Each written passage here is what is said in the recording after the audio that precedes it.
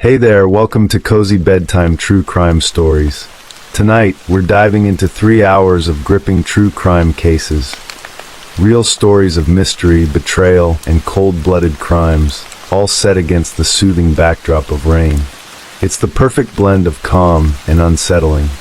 If these cases draw you in, tap that like button, share with your fellow true crime lovers, and subscribe to join our curious community. I'm always wondering, where are you tuning in from, and what time is it for you right now? Drop it in the comments below. Now, settle in, and let's dig into the darkness.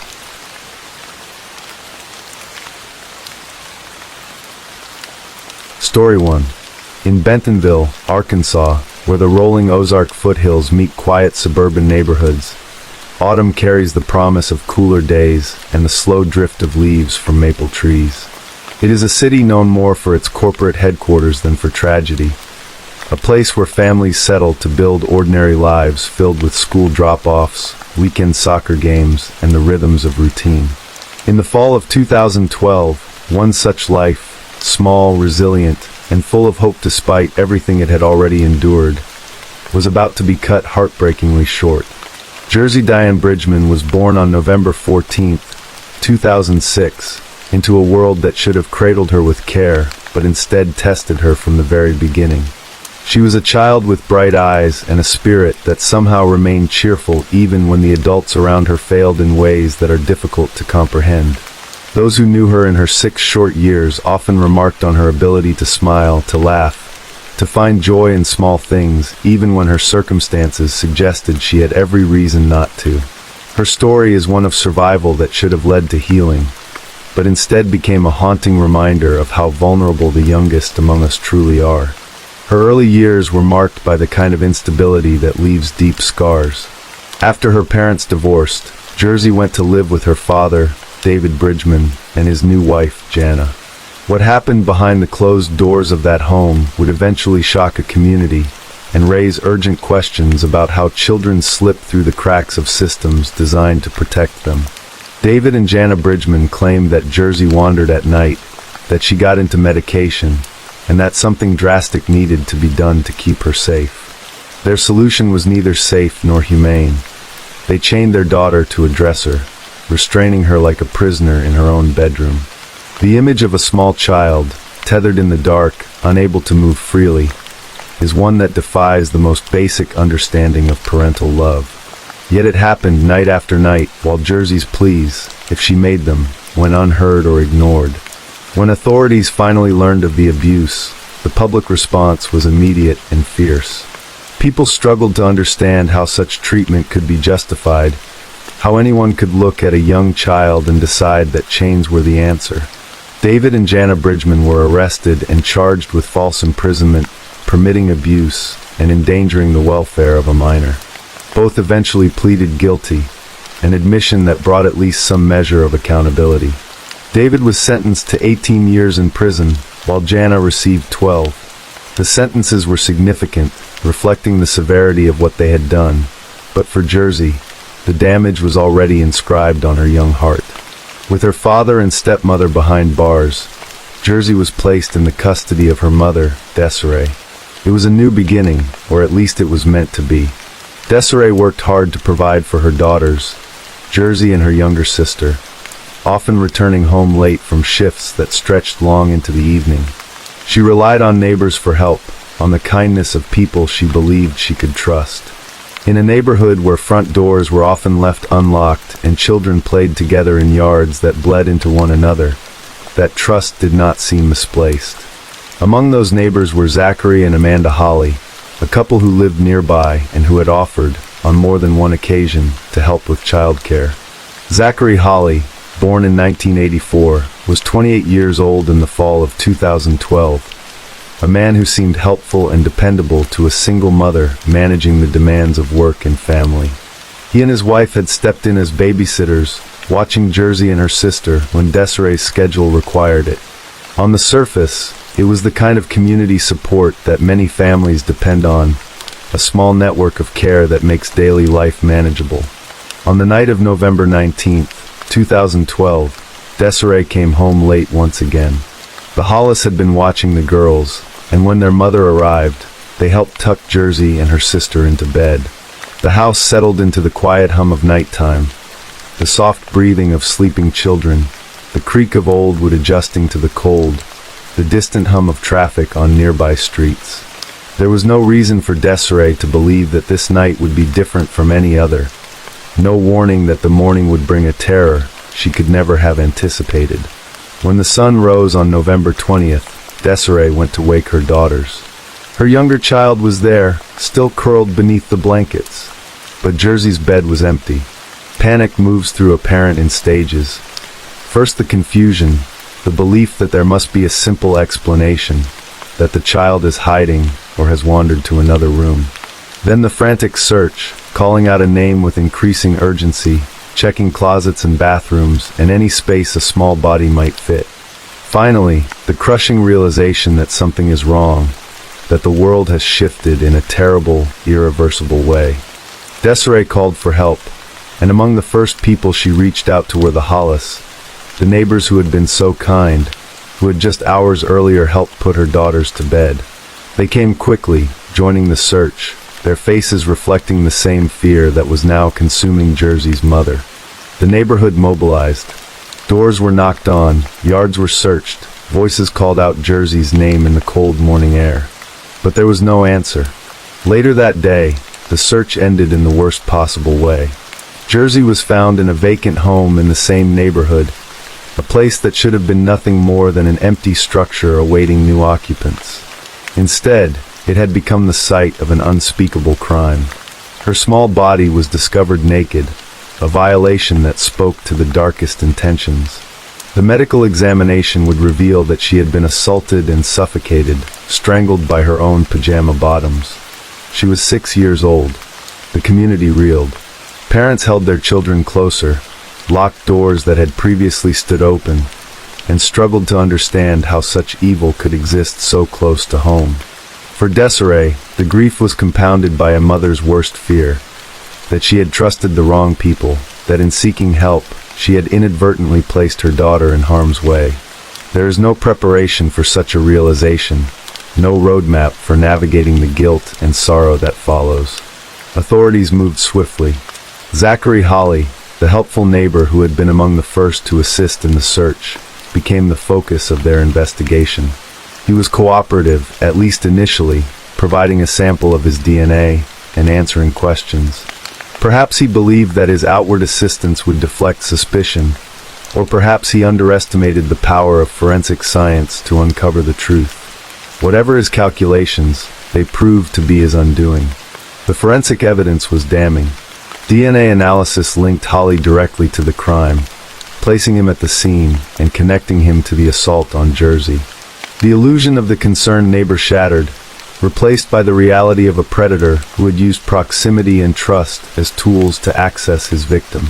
He was arrested and charged with kidnapping, physical assault, murder, and residential burglary.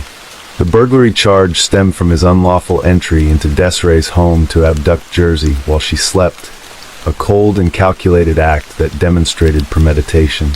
Holly pleaded not guilty. For nearly 3 years, the case moved through the legal system, with pretrial motions, evidence hearings, and the slow grind of justice. The prosecution prepared to argue that the forensic evidence left no reasonable doubt about Holly's guilt. The defense sought to challenge the evidence, to raise questions, to find any angle that might create uncertainty in the minds of jurors. But the science was clear, and the facts were undeniable. In May 2015, the case went to trial. For Desiree and her family, sitting through the proceedings meant reliving the worst day of their lives in excruciating detail. They heard testimony about the condition in which Jersey was found, about the forensic analysis that confirmed the physical assault, about the manner of her death. They watched as the man who had been welcomed into their home, who had been trusted with their most precious responsibility, sat in the defendant's chair and maintained his innocence. On May 20th, 2015, the jury delivered its verdict, guilty on all counts.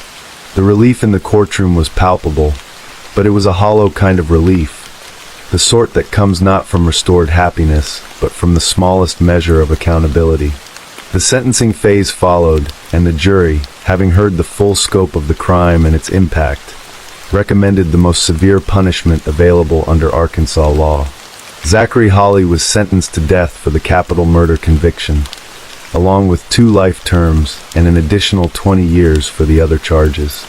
The death sentence reflected the jury's conclusion that the crime was so heinous, so devoid of any mitigating factors, that the ultimate penalty was warranted. It also reflected the particular horror of crimes against children, the recognition that Jersey had been utterly defenseless, stolen from her bed and subjected to unimaginable cruelty by someone who had been entrusted with her care. But even with the conviction and sentencing, the case did not end. Hawley continued to assert his innocence, a position he maintained despite the overwhelming evidence against him. In 2019, he filed petition, a legal motion claiming that he had received inadequate counsel from his attorneys during his trial. Such petitions are common in death penalty cases, part of the exhaustive appeals process designed to ensure that no person is wrongly executed. Hawley's petition argued that his defense team had failed him, that with better representation, the outcome might have been different. As of the present day, Hawley remains on death row, his case continuing to wind through the appellate courts. The wheels of justice turn slowly, particularly in capital cases, where every procedural safeguard is scrutinized and every claim of error must be carefully considered. For Jersey's family, each new filing, each new hearing, is a reminder that closure remains elusive. Jersey's story resonated far beyond the courtroom. It became a focal point for broader conversations about child protection, about the failures that allowed her to suffer abuse at the hands of her father and stepmother, and about the systems that are supposed to identify and protect vulnerable children before tragedy strikes. Advocates pointed to her case as evidence that more must be done: better training for those who work with children, more resources for overwhelmed social services, stricter oversight of families with histories of abuse. There were also painful questions about how predators operate, about how someone like Zachary Hawley could present as a helpful neighbor while harboring such dark intentions. The case underscored the uncomfortable truth that danger does not always come from strangers lurking in shadows.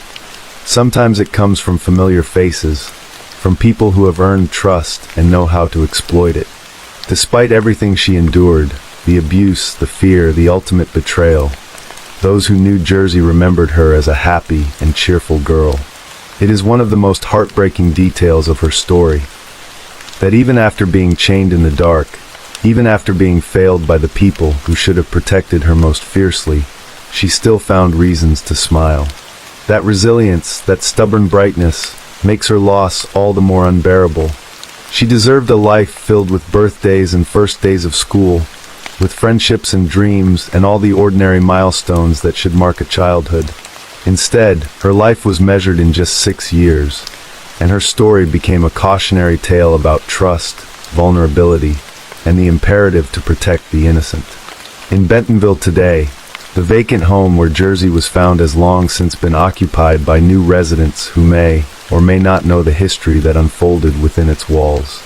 The neighborhood has changed, as neighborhoods do, with new families moving in and old ones moving on. But for those who were there in November 2012, the memory remains sharp. Parents still think twice before leaving their children with anyone, still feel a tightness in their chests when a child is out of sight for even a moment. Desiree carries a burden no mother should have to bear, living with the knowledge that the help she sought for her daughters led to unimaginable tragedy. Jersey's case also continues to be studied by those working in criminal justice and child protection. It appears in training materials for social workers, in discussions about risk assessment, and in debates about how to better identify and intervene in situations where children are at risk. Her name is invoked not as a statistic, but as a reminder of a real child whose life mattered, whose suffering should never be forgotten, and whose death demands that we do better. There is no neat resolution to this story, no moment where the pain is fully resolved or the questions fully answered. Zachary Hawley sits on death row, his execution on hold as appeals continue. Jersey's family continues to grieve, marking birthdays that will never come and milestones that will never be reached. The community continues to grapple with the knowledge that such horror unfolded in their midst, in the quiet space between houses where children once played without fear. What remains, beyond the legal battles and the policy debates, is the memory of a little girl who deserved so much more than she received. Jersey Bridgman's life was short, marked by suffering that no child should ever know, but it was also a life of remarkable resilience. She smiled in the face of cruelty. She found joy even in darkness. And though she is gone, her story endures, a call to vigilance, a demand for justice, and a reminder that every child's life is precious, fragile, and worthy of our fiercest protection. Story 2. The November winds swept across northern Michigan with an early winter chill, carrying with them the scent of pine from the vast Manistee National Forest. In the small community of Manton, about 100 miles north of Grand Rapids, Rebecca Park was counting down the final days of her pregnancy. At 22 years old, she was 38 weeks along, her body heavy with the life growing inside her, just days away from meeting the child she had been eagerly anticipating. Her fiancé, Richard Fowler, stood by her side as they prepared for their new beginning together, imagining the family they would soon become. Rebecca had no way of knowing that the evening of November 3rd would mark the last time she would be seen alive, or that the people she trusted most in the world would become the architects of her unimaginable suffering. The night of November 3rd began unremarkably. Rebecca had arranged to be picked up, though she had not disclosed to everyone who would be collecting her or exactly where she planned to go. Around 11:30 that evening, family members watched as she stepped outside her mother's home in Boone Township and climbed into a dark-colored vehicle. The taillights disappeared into the darkness, and Rebecca Park vanished from the world she knew. What those who loved her did not realize in that moment was that Rebecca had been lured to the home of her biological mother, Courtney Bartholomew, and her stepfather, Bradley Bartholomew. The couple, who lived in the rural community of Boone, had allegedly spent time preparing for what they intended to do, studying and creating a strategy before they brought Rebecca into their home that night. Within hours, concern began to ripple through Rebecca's circle. Her cell phone was discovered discarded along a nearby two-track road, a troubling sign that something had gone terribly wrong. As dawn broke on November 4th, the realization settled in with cold certainty that Rebecca was missing. She was 39 weeks pregnant, due to give birth in just days, and now she had simply disappeared. The Wexford County Sheriff's Office launched an investigation, and word spread quickly through the tight-knit communities of Manton, Boone Township, and Cadillac. Friends, family, and complete strangers felt compelled to act. Rebecca had been a foster child for much of her life, and those who knew her story understood the particular poignancy of her situation. She had finally found connections, people who cared about her, and now she had been ripped away from them on the cusp of becoming a mother herself. The community's response was immediate and overwhelming. Volunteers organized search parties, coordinating their efforts through social media and local networks. On November 14th, 11 days after Rebecca's disappearance, dozens of people gathered at the Meyer store in Cadillac, using its central location and spacious parking lot as a staging area. The crowd assembled at 10 in the morning, receiving instructions before caravanning out to West 26th Road and South 21.5 Road, areas that organizers believed needed thorough searching.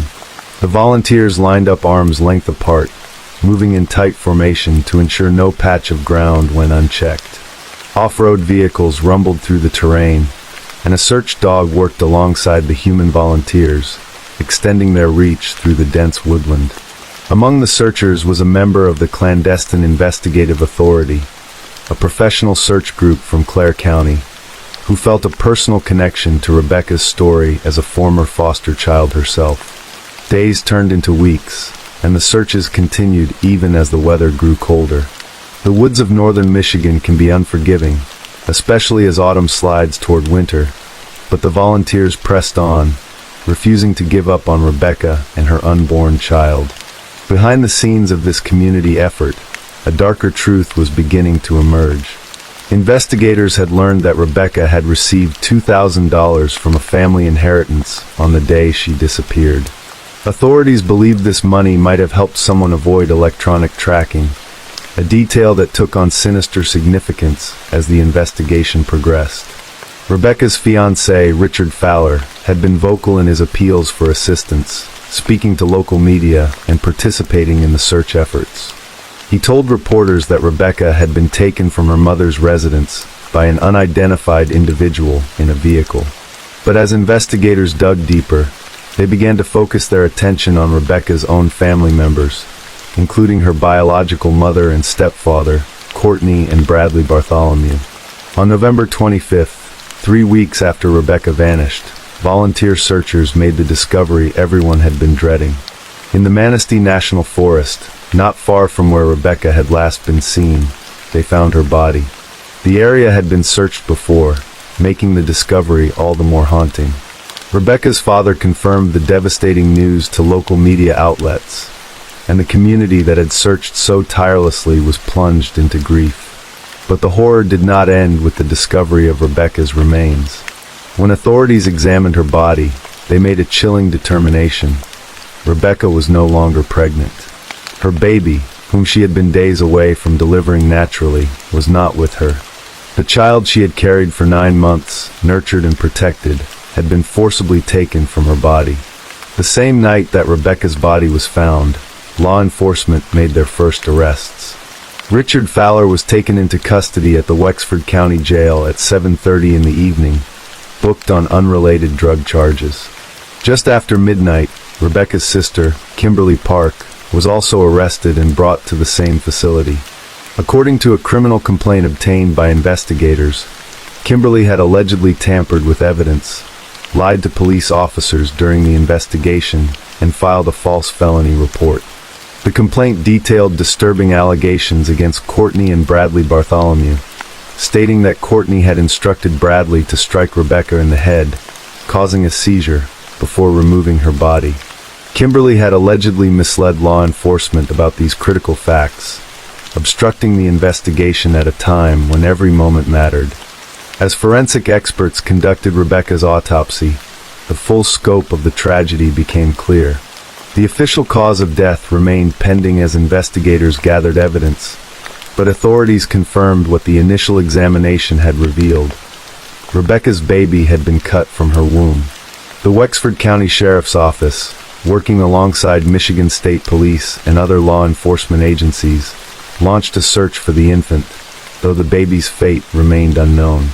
Sheriff Trent Taylor released a statement acknowledging the public's desire for details and their demand for justice for Rebecca and her child.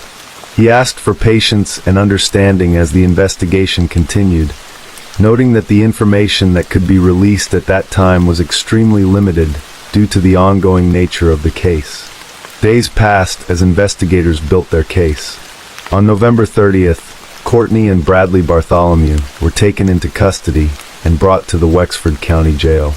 They were scheduled to appear before Judge Corey Wiggins in the 84th District Court in Cadillac for arraignment, but Wexford County Prosecutor Johanna Carey requested a delay because the criminal complaint was not yet ready. Judge Wiggins agreed to postpone the arraignment until the following day, ordering that Bradley Bartholomew be held without bond in the interim. On December 2nd, Courtney and Bradley Bartholomew finally faced arraignment in Judge Wiggins' courtroom. The proceedings were held before a courtroom filled with the same people who had desperately searched for Rebecca after she was reported missing 1 month earlier. Now, hearing the details that led to her death, many in attendance were visibly distraught, struggling to comprehend the betrayal and violence that had been inflicted upon a young woman by her own mother and stepfather. Prosecutor Carey laid out the charges in stark terms, and her words painted a horrifying picture of what Rebecca had endured in her final hours. According to the prosecutor, the Bartholomews had done their research and created a plan before bringing Rebecca into their home. They had then forced her into a vehicle and driven her into the woods, where they stabbed her and compelled her to lie on the ground. In an act of unfathomable cruelty, they cut her baby from her body, ultimately causing the death of both mother and child. After Rebecca and her infant had died, the couple abandoned her body in the forest, leaving her remains to be discovered weeks later by volunteers who had never stopped searching for her. The charges read aloud in court reflected the magnitude of the crimes alleged. Both Courtney and Bradley Bartholomew faced one count of first-degree premeditated murder, carrying a potential life sentence.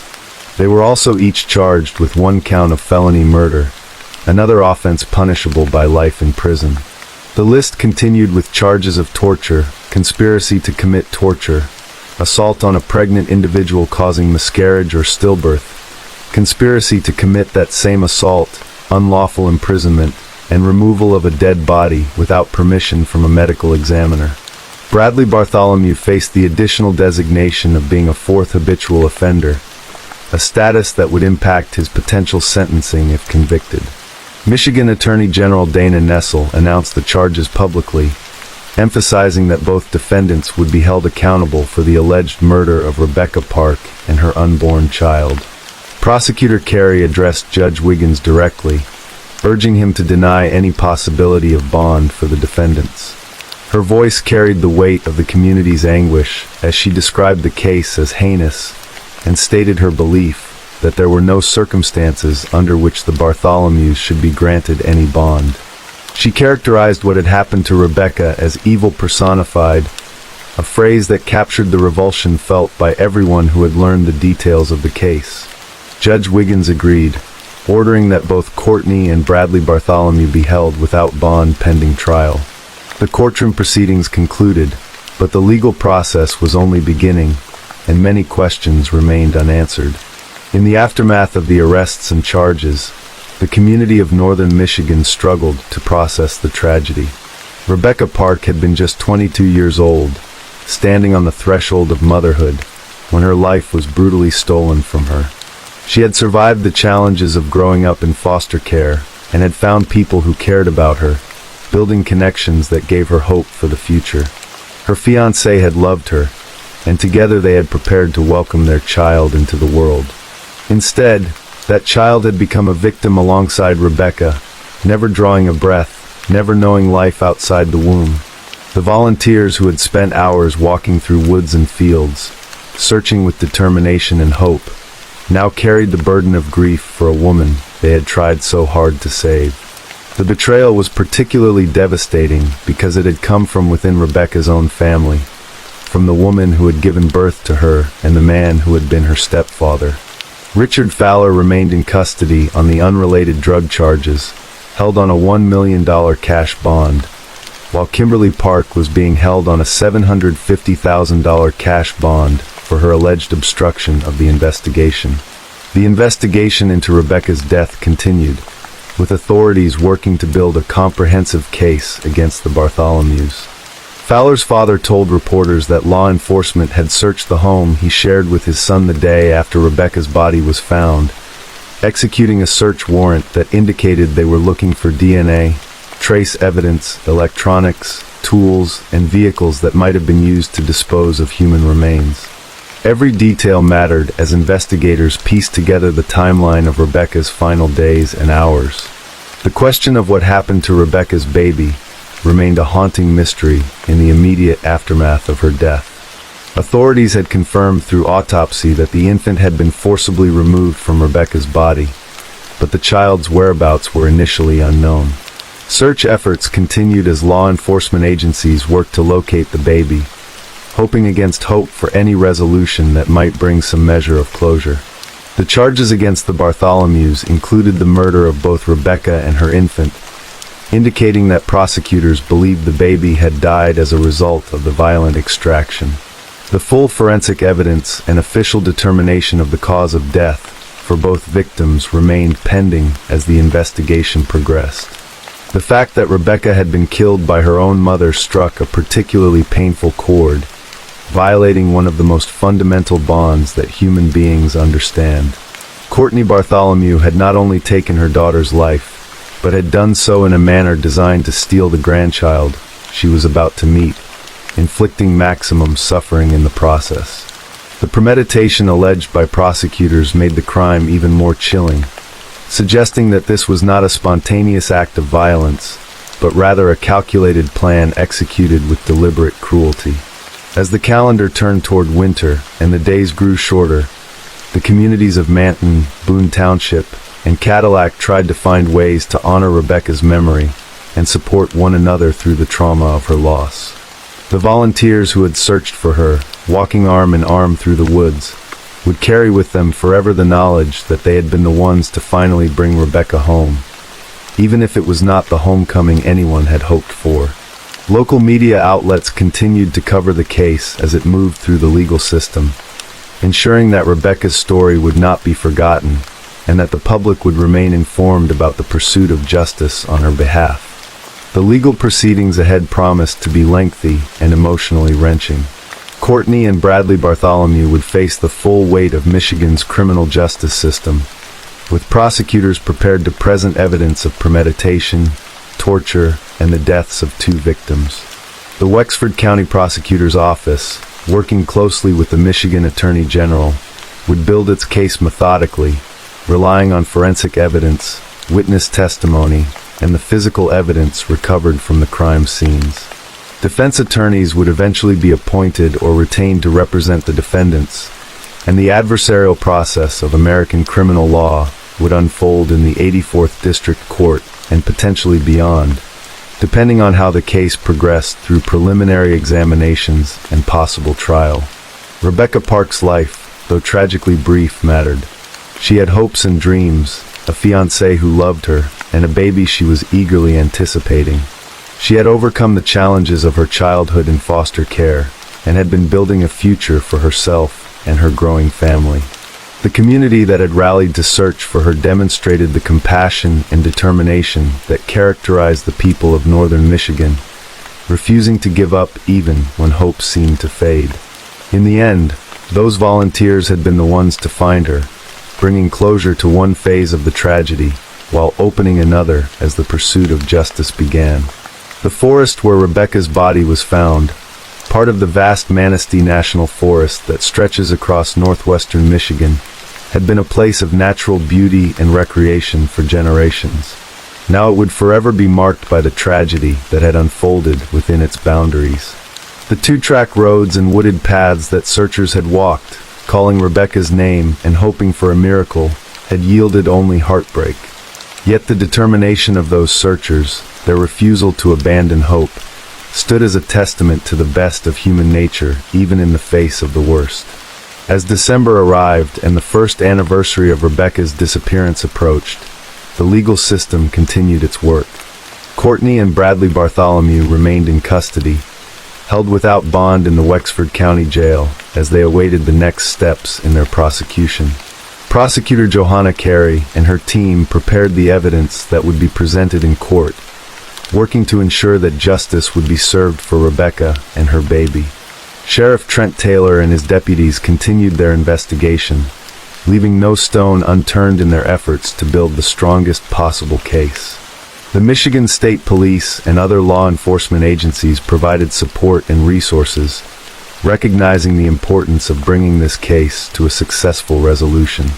Rebecca Park's story is one of unimaginable tragedy, but it is also a story about a community that refused to give up, about volunteers who searched tirelessly, and about law enforcement professionals who worked diligently to bring perpetrators to justice. It is a reminder that evil can exist even in the closest of relationships, that trust can be betrayed in the most devastating ways, and that the most vulnerable among us sometimes face dangers from the very people who should protect them. But it is also a reminder that there are people who care, who will search through woods in the cold, who will demand justice, and who will ensure that victims are not forgotten.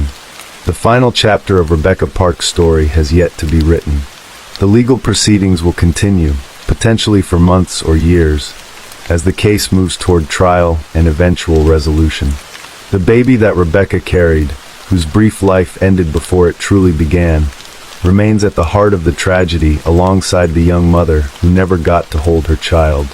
The community that searched for Rebecca, that grieved for her, and that demanded justice will continue to remember her name and honor her memory.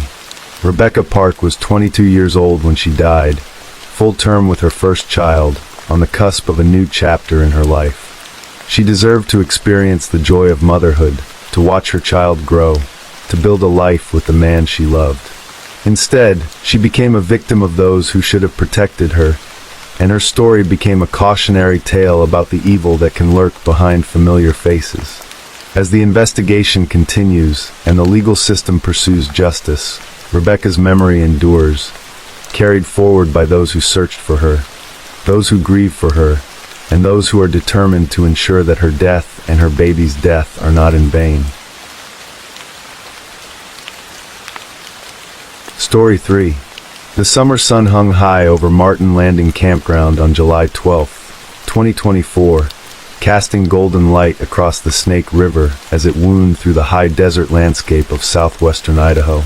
Situated approximately 40 miles northwest of Boise and just 10 minutes west of the small town of Parma, the campground was a popular destination for families seeking respite from the July heat.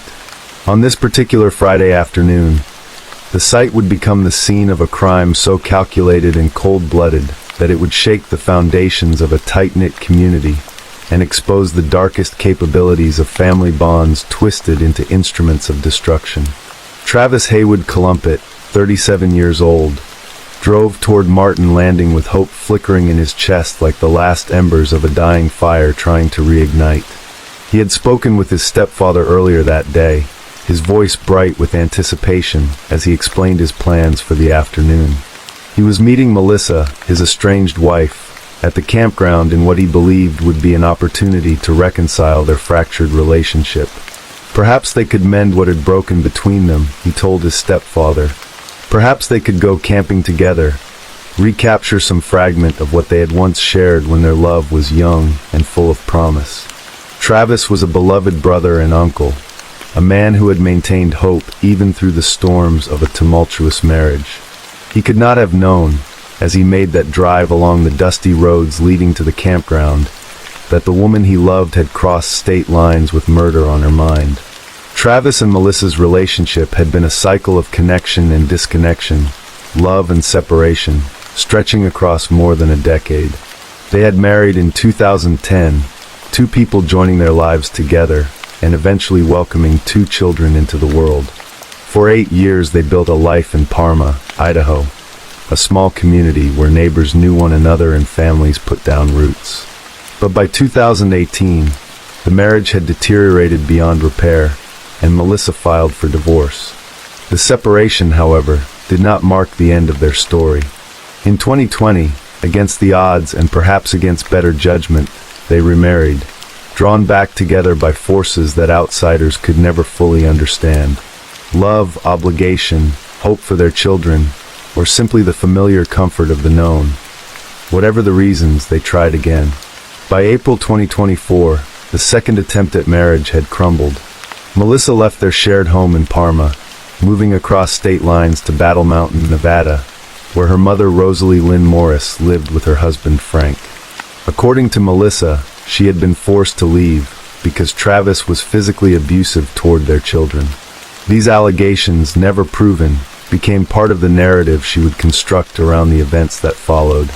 Whether the abuse claims were true, or whether they served as justification for what she was planning, the truth remained locked within the complicated dynamics of a failing marriage.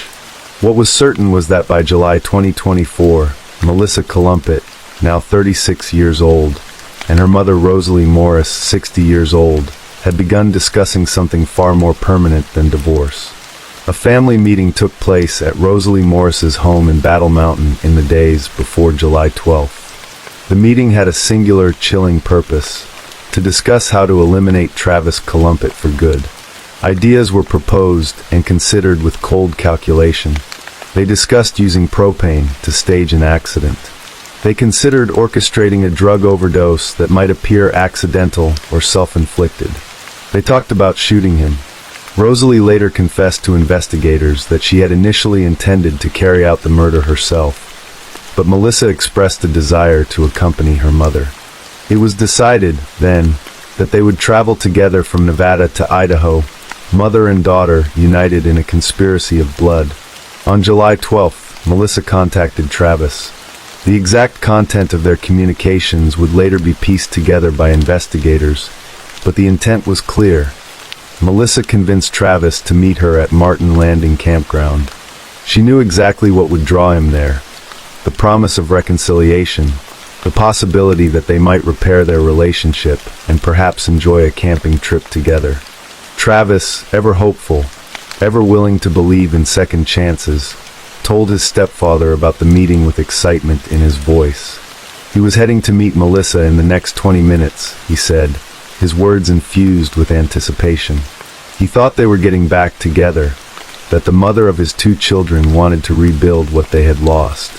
Melissa and Rosalie made the drive from Battle Mountain, Nevada, to Martin Landing, a journey of several hours across the high desert landscape that separates the 2 states. They crossed state lines with purpose, carrying with them the weapon that would end Travis's life. When they arrived at the campground, Travis was already there, waiting at their planned rendezvous point. What happened next would be captured, at least partially, by technology that Travis himself had installed, a dashboard camera in his truck that recorded the area around the vehicle.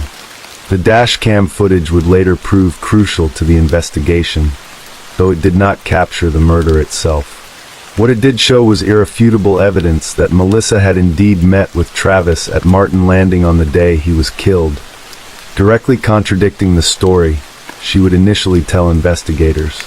The camera recorded Melissa standing next to a car at the campground at the time and place where Travis would be shot. But the camera could not capture what happened away from the vehicle, in whatever secluded spot Melissa led Travis, convincing him perhaps that they needed privacy to talk. At some point during that afternoon, Melissa Columpet raised a firearm and shot her husband in the chest.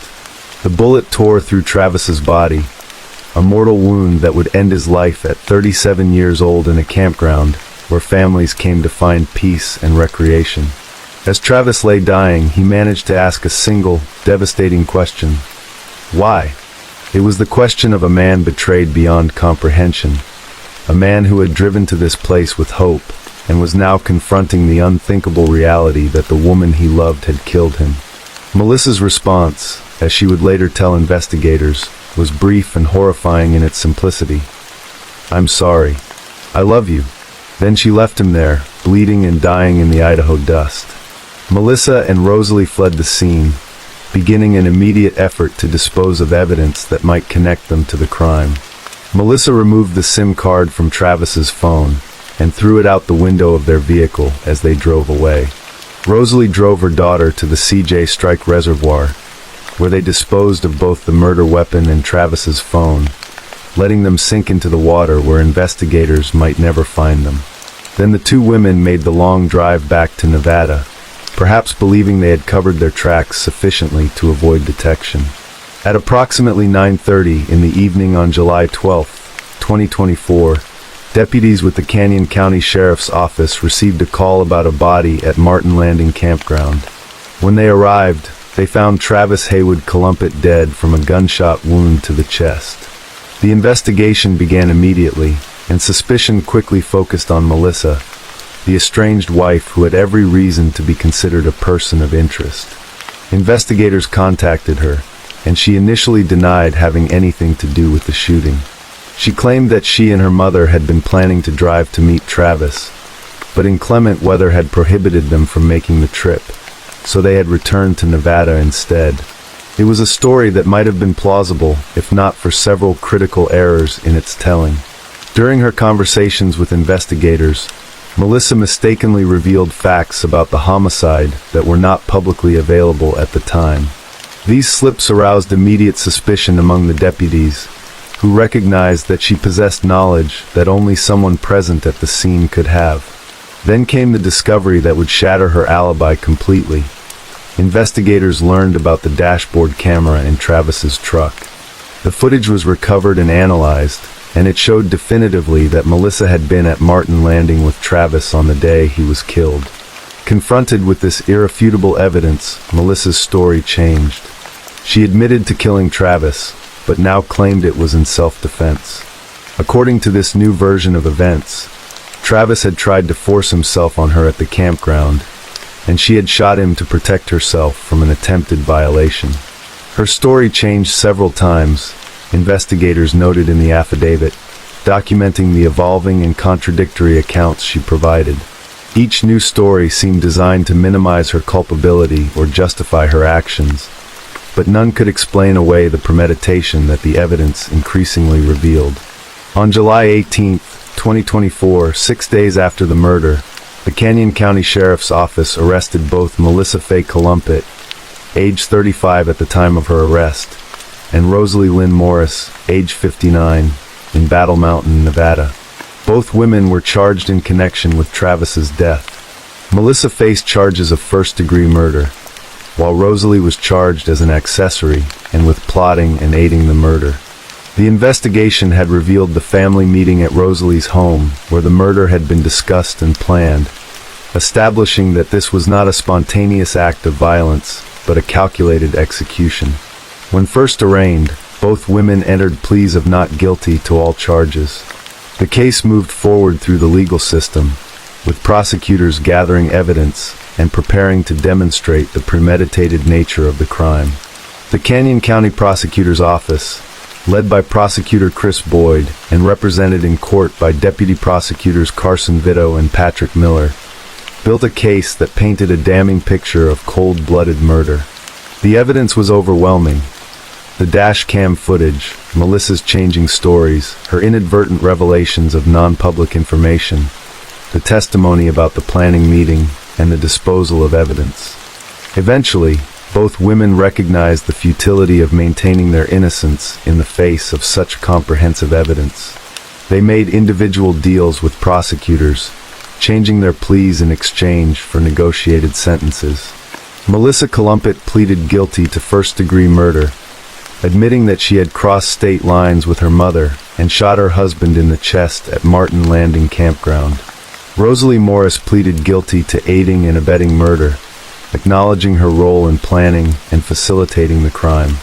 On October 23, 2025, more than a year after the murder, Canyon County District Judge Randall Grove sentenced Rosalie Morris in a courtroom filled with grief and anger. Travis's sister, Anna Norris, addressed the court, her voice breaking with emotion as she spoke about her loss. "He didn't deserve that. He should still be here with me and my family," she said, her words carrying the weight of a grief that would never fully heal. She described Travis as a beloved brother and uncle, a man whose absence had left a void that could never be filled. "I miss my big brother so much," she added, speaking for all those who had loved Travis and would never see him again. The prosecution argued forcefully for the maximum penalty, with Deputy Prosecutor Carson Vitto requesting a life sentence with 30 years of fixed time before Morris would be eligible for parole. "This is a cold, premeditated murder. She wanted him dead and nothing was going to stop her," Vitto told the court, emphasizing the calculated nature of the crime. Judge Grove, in pronouncing sentence, spoke words that captured the moral enormity of what had been done. "This is about the most extreme crime that people can commit," he said. "Your goal was essentially to treat Travis Columpet like a dog, to put him down." He sentenced Morris to 30 years in prison, with 18 years fixed before she would be eligible for parole. At 60 years old at the time of sentencing, Morris would be 78 before she could even be considered for release, assuming she lived that long. Melissa Columpet's sentencing came in November 2025. Judge Grove sentenced her to life in prison, though she would be eligible for parole after serving 27 years. At 36 years old, she would be 63 before she could seek release, having spent more than half her life behind bars for the murder of the man she had married twice, the father of her children. The courtroom again heard from Anna Norris, who repeated her pain and loss, speaking for a family that had been shattered by violence. The judge's words echoed those he had spoken at Rosalie Morris's sentencing, emphasizing the extreme nature of the crime and the betrayal it represented. Canyon County Prosecutor Chris Boyd, speaking after the sentencing, captured the profound moral violation at the heart of the case. "When a mother helps plot and carry out a cold-blooded murder, it strikes at the very heart of decency," he said. "I hope that today's sentence prevents this defendant from ever taking another life." He thanked the Canyon County Sheriff's Office for their diligent investigation, acknowledging the careful work that had been necessary to unravel the lies and reveal the truth. The case of Melissa Columpet and Rosalie Morris stands as a testament to the destructive power of family bonds perverted into instruments of violence. A mother and daughter, who should have been sources of support and love for one another, instead became co-conspirators in murder, planning and executing the death of a man whose only crime was hoping for reconciliation. Travis Columpet drove to Martin Landing Campground on a summer afternoon with hope in his heart, believing he was meeting the woman he loved to rebuild their broken relationship. Instead, he met his death at her hands, dying with the question why on his lips and her hollow words of apology echoing in his ears. The high desert landscape around Parma, Idaho, continues its ancient rhythms, indifferent to human tragedy. The Snake River still winds through the countryside, and families still visit Martin Landing Campground to escape the summer heat and enjoy the outdoors. But for those who knew Travis Columpet, the place will forever be marked by his death, a reminder that evil can wear familiar faces, and that trust can be weaponized by those we love most. Anna Norris and the rest of Travis's family carry on without their beloved brother and uncle, living with a loss that can never be repaired and questions that can never be fully answered. Two women now sit in prison cells, serving decades for a crime that, as Judge Grove said, represents the most extreme violation people can commit against one another: the calculated, premeditated taking of a human life. Story 4. The first light of dawn had not yet broken over the quiet streets of Farmington, New Mexico, when the emergency call came through to the police dispatch center. It was early Sunday morning, November 29th, 2020, and the voice on the other end of the line belonged to a woman who sounded distressed but oddly composed. Her name was Heather Fernandez Hofer, a 51-year-old third-grade teacher at McCormick Elementary School, and she was calling to report that something terrible had happened to her husband. When officers arrived at the modest home on the 700 block of South Ivy Avenue, just before 6 in the morning, they found themselves stepping into what would become one of the most puzzling cases they had encountered in years. Robert Hofer, 49 years old, lay motionless inside the home. The scene that greeted the responding officers was grim and unsettling. Robert had suffered 3 stab wounds to his chest, deep punctures that had torn through flesh and bone. The injuries were severe, catastrophic even, and it was immediately clear that this was no simple accident or natural death. As the officers began their preliminary assessment of the scene, they noticed something that would become a critical detail in the investigation that followed. The distribution of blood throughout the home did not seem to match any straightforward explanation. Heather stood nearby, her demeanor a mixture of shock and something else the officers could not quite identify. She was the one who had made the emergency call, and as investigators began to question her about what had happened, her account of the night's events would prove to be anything but consistent. In those early morning hours, as the sun began to rise over the New Mexico landscape, the first threads of a story began to unravel. Threads that would take nearly 5 years to weave into a complete picture of what truly transpired in that bedroom on South Ivy Avenue. To understand the tragedy that unfolded that November night, one must first understand the lives that led to it. Robert Hofer had not always lived in Farmington. He had worked hard throughout his life, eventually earning his Bachelor of Science degree from Eastern New Mexico University in Portales in 2012. He was a man who valued education and self-improvement, someone who had pushed himself to achieve despite the challenges life had thrown his way. But by 2020, Robert found himself in a difficult position. He was unemployed, struggling to find his footing in an uncertain economy, and increasingly dependent on others for financial support. In September 2019, Robert met Heather Fernandez, and for him, it must have felt like the beginning of a new chapter. She was an established elementary school teacher, someone who had built a career helping young children learn and grow. She had a stable income, a respected position in the community, and the kind of grounded presence that might have seemed like an anchor to a man adrift. Their relationship moved quickly, and they married, blending their lives together in ways that seemed hopeful on the surface. Robert's obituary would later describe how proud he was of Heather and how enamored he was with becoming a stepfather. But beneath the surface, tensions were building. Heather was not just supporting Robert. She was also financially responsible for her son, his future wife, and their 2 small grandchildren, all of whom were living in the home with them. The weight of being the sole provider for an extended family bore down on her shoulders with increasing pressure. Money became a constant source of friction between the couple. Text messages recovered from Heather's cell phone would later reveal arguments about finances, disputes that grew heated and frequent as the months wore on. Robert's previous marriage also became a point of contention, an old wound that refused to heal and instead festered into resentment. By late November 2020, the marriage that had seemed so promising just over a year earlier was showing deep cracks. The financial strain, the arguments, and the unspoken frustrations had created an atmosphere of tension within the home.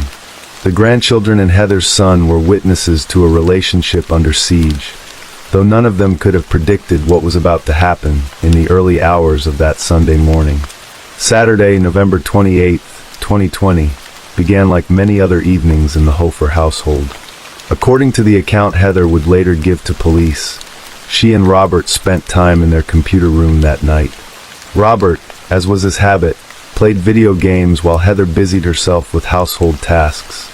At some point, Robert asked her to warm up a pie for him, a simple domestic request that seemed mundane enough. Heather left the computer room and went to the kitchen, leaving Robert alone with his games. What happened next would become the subject of intense scrutiny and debate.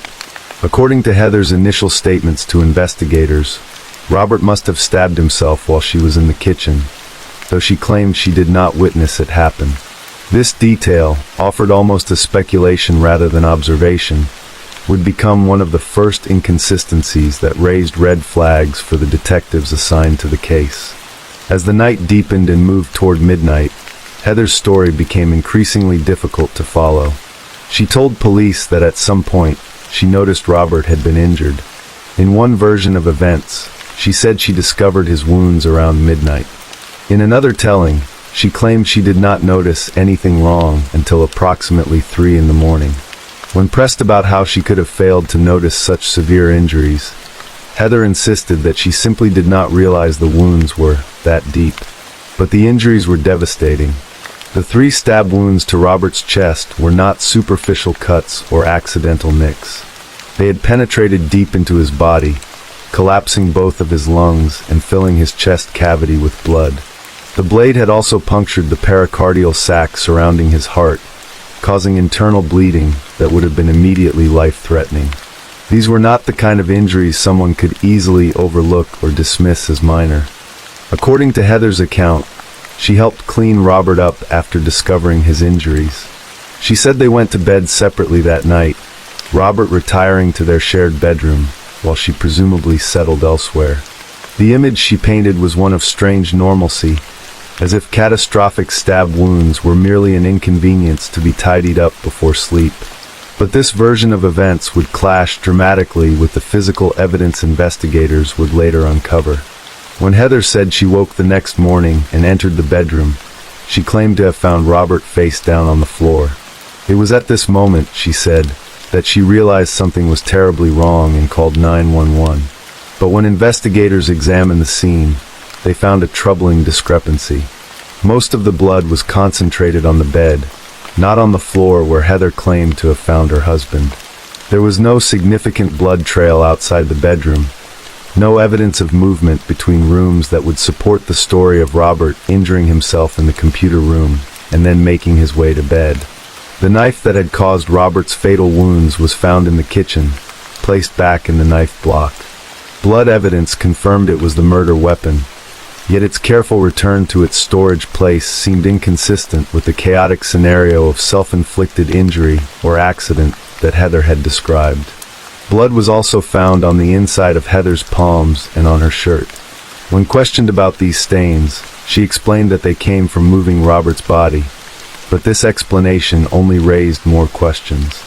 As detectives interviewed Heather in those first hours after Robert's death, her story continued to shift and evolve.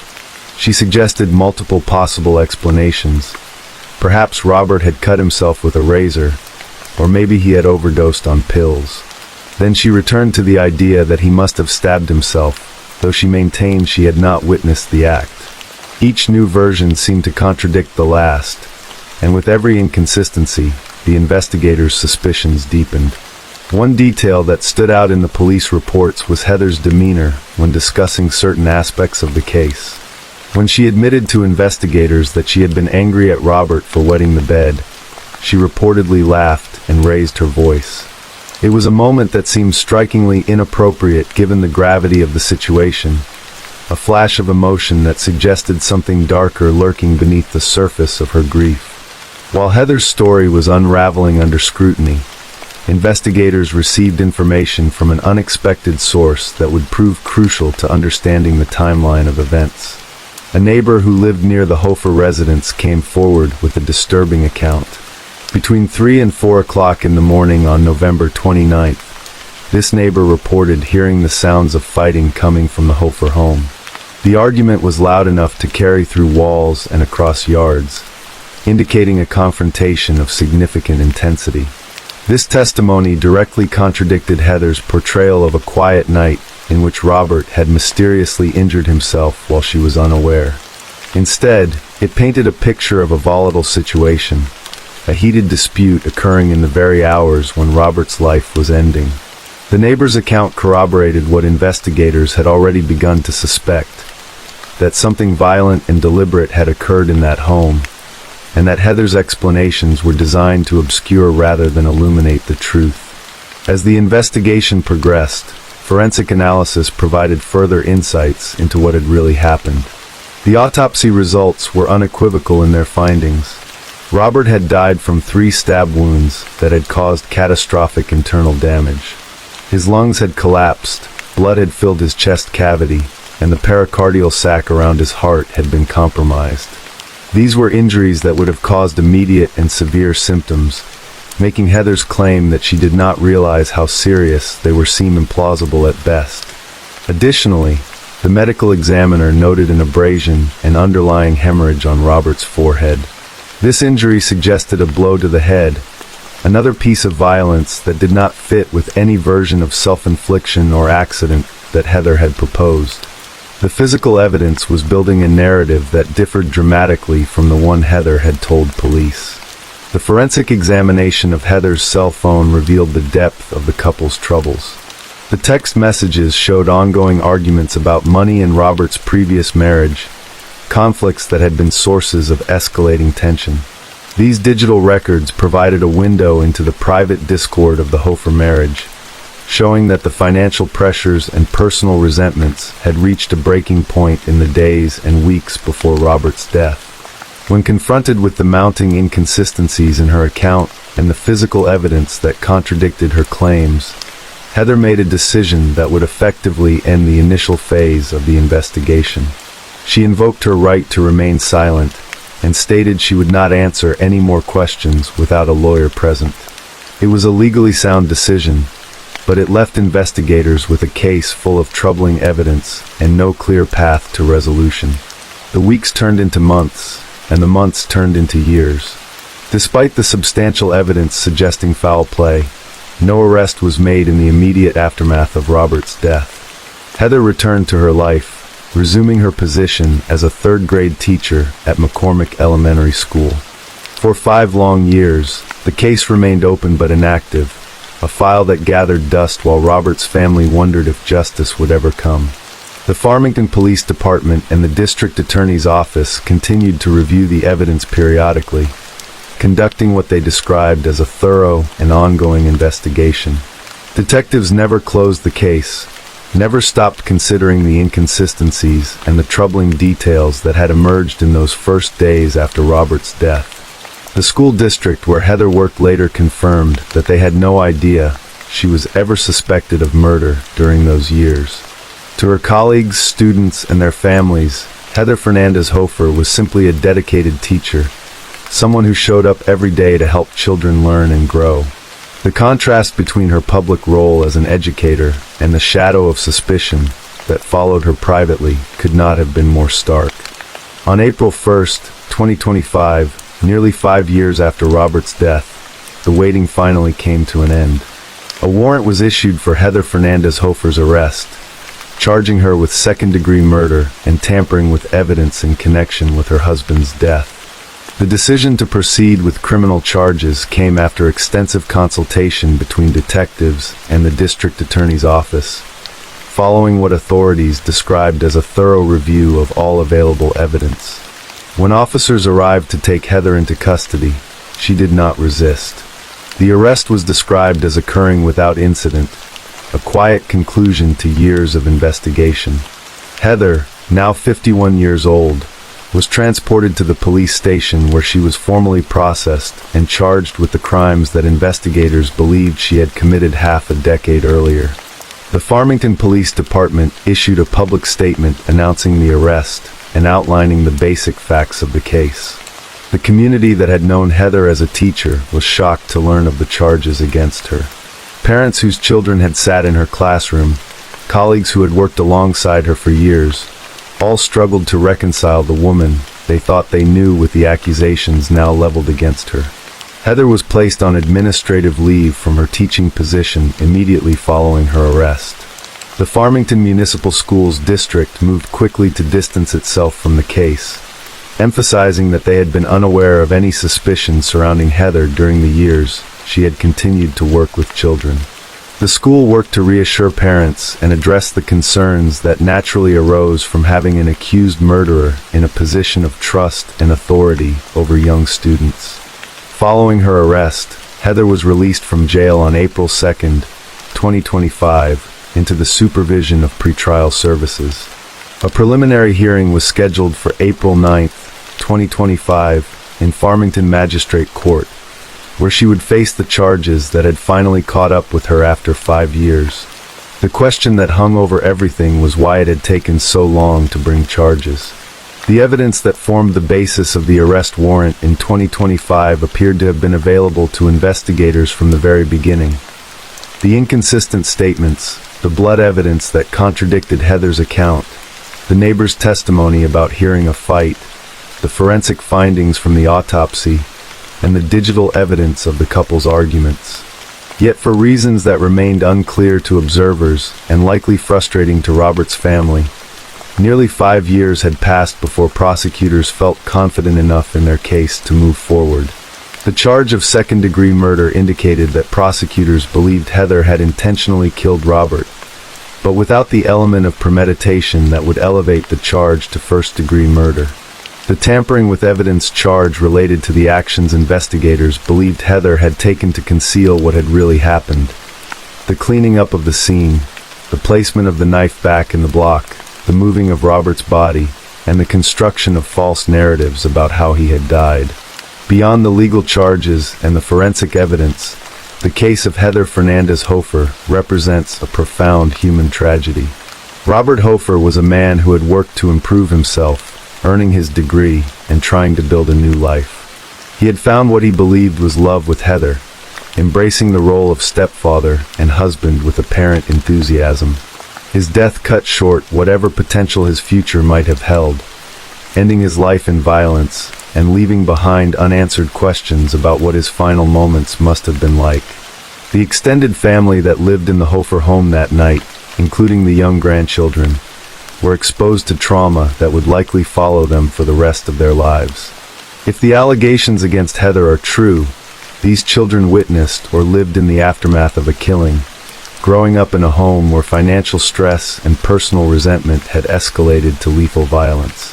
For the community of Farmington, particularly the families whose children had been taught by Heather Fernandez Hofer, the case raised troubling questions about the hidden lives people lead behind closed doors. How could someone suspected of such a serious crime have continued to work with children for 5 years without anyone knowing? What does it say about our ability to truly know the people we trust with our most vulnerable? These questions likely lingered in the minds of parents and educators alike as the case moved through the legal system. The journey from that early morning 911 call in November 2020 to the arrest in April 2025 was long and winding, marked by years of apparent inaction that must have been agonizing for those seeking answers. For Robert's family, friends, and loved ones, the arrest may have brought some measure of relief, a sense that the system had not forgotten about him and that accountability might finally be achieved. As the legal process continues to unfold, the full truth of what happened in that Farmington home on November 29, 2020, may finally come to light. The inconsistencies in Heather's accounts, the physical evidence that seemed to tell a different story, and the neighbor's testimony about hearing a fight will all be examined and debated in court. A jury will ultimately be asked to determine whether Heather Fernandez Hofer is guilty of taking her husband's life, or whether there is reasonable doubt about what truly transpired that night.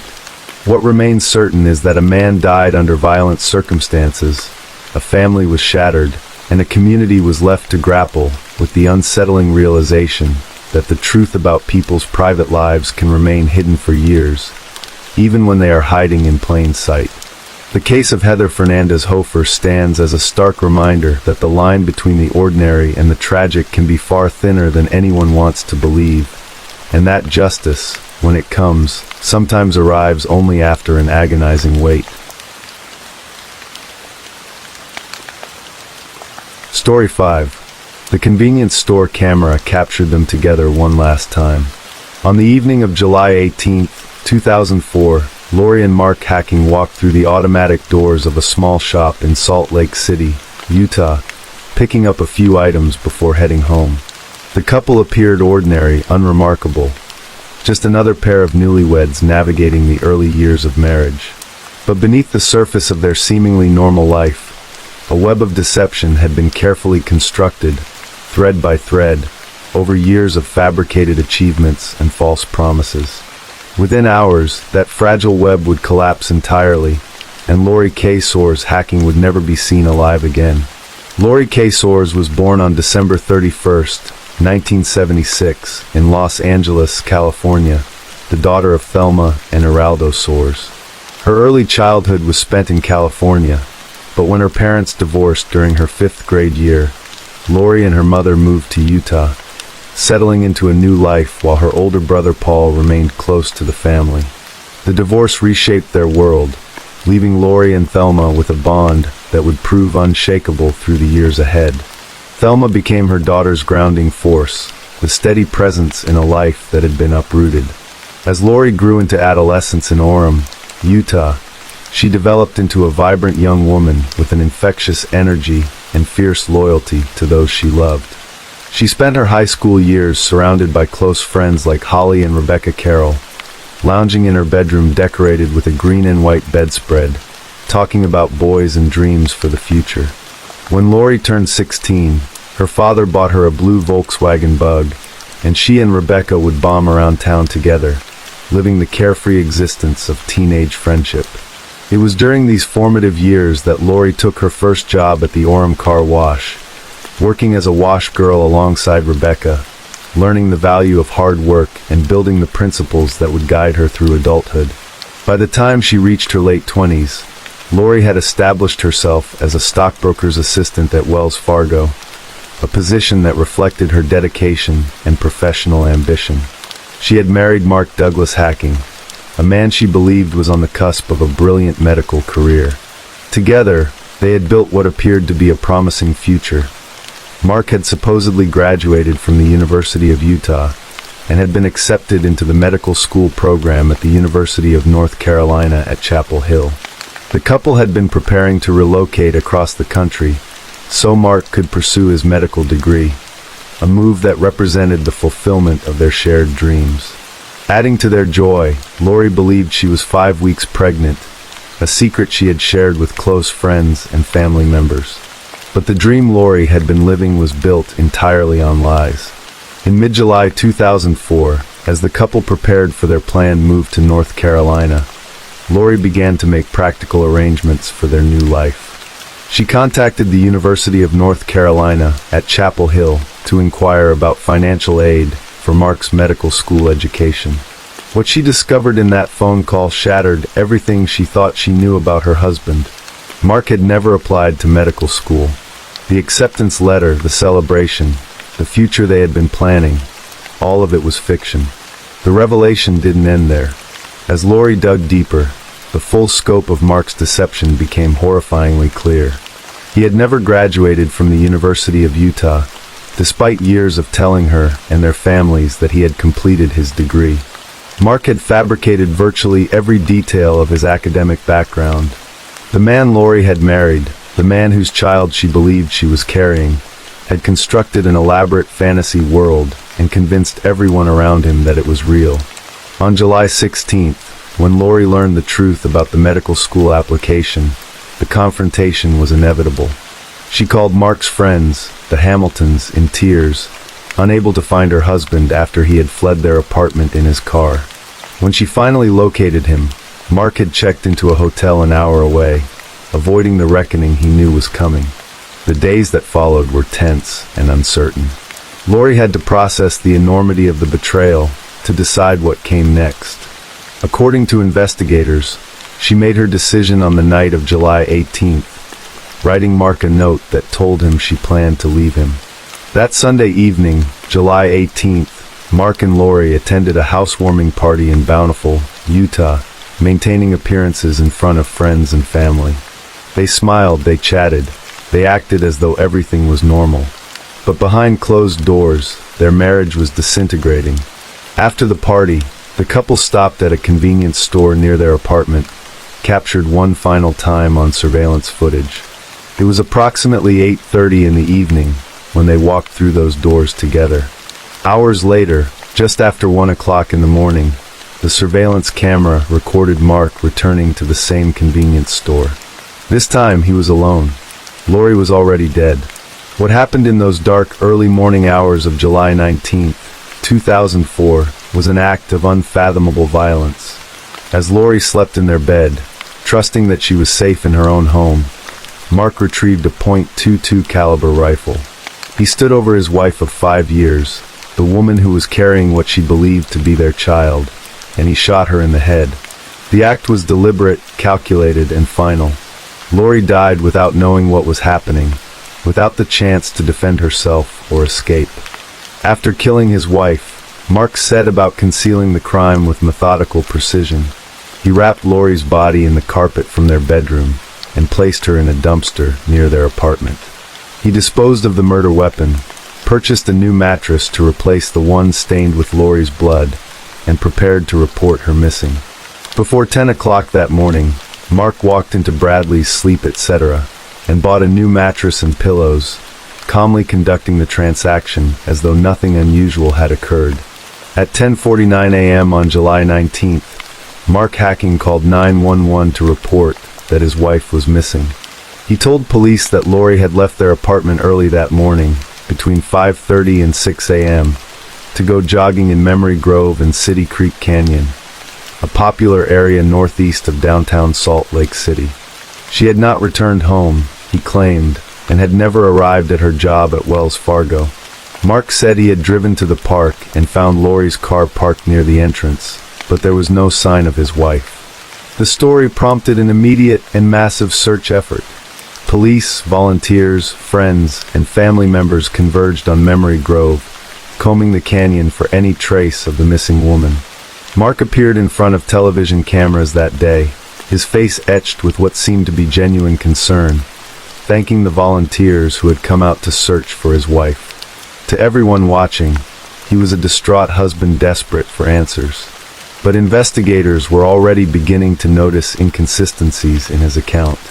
Police discovered that Lori's purse, wallet, and car keys were still inside the couple's apartment, items she would have needed if she had left for work. A hunting knife with blood on it was found in their bedroom.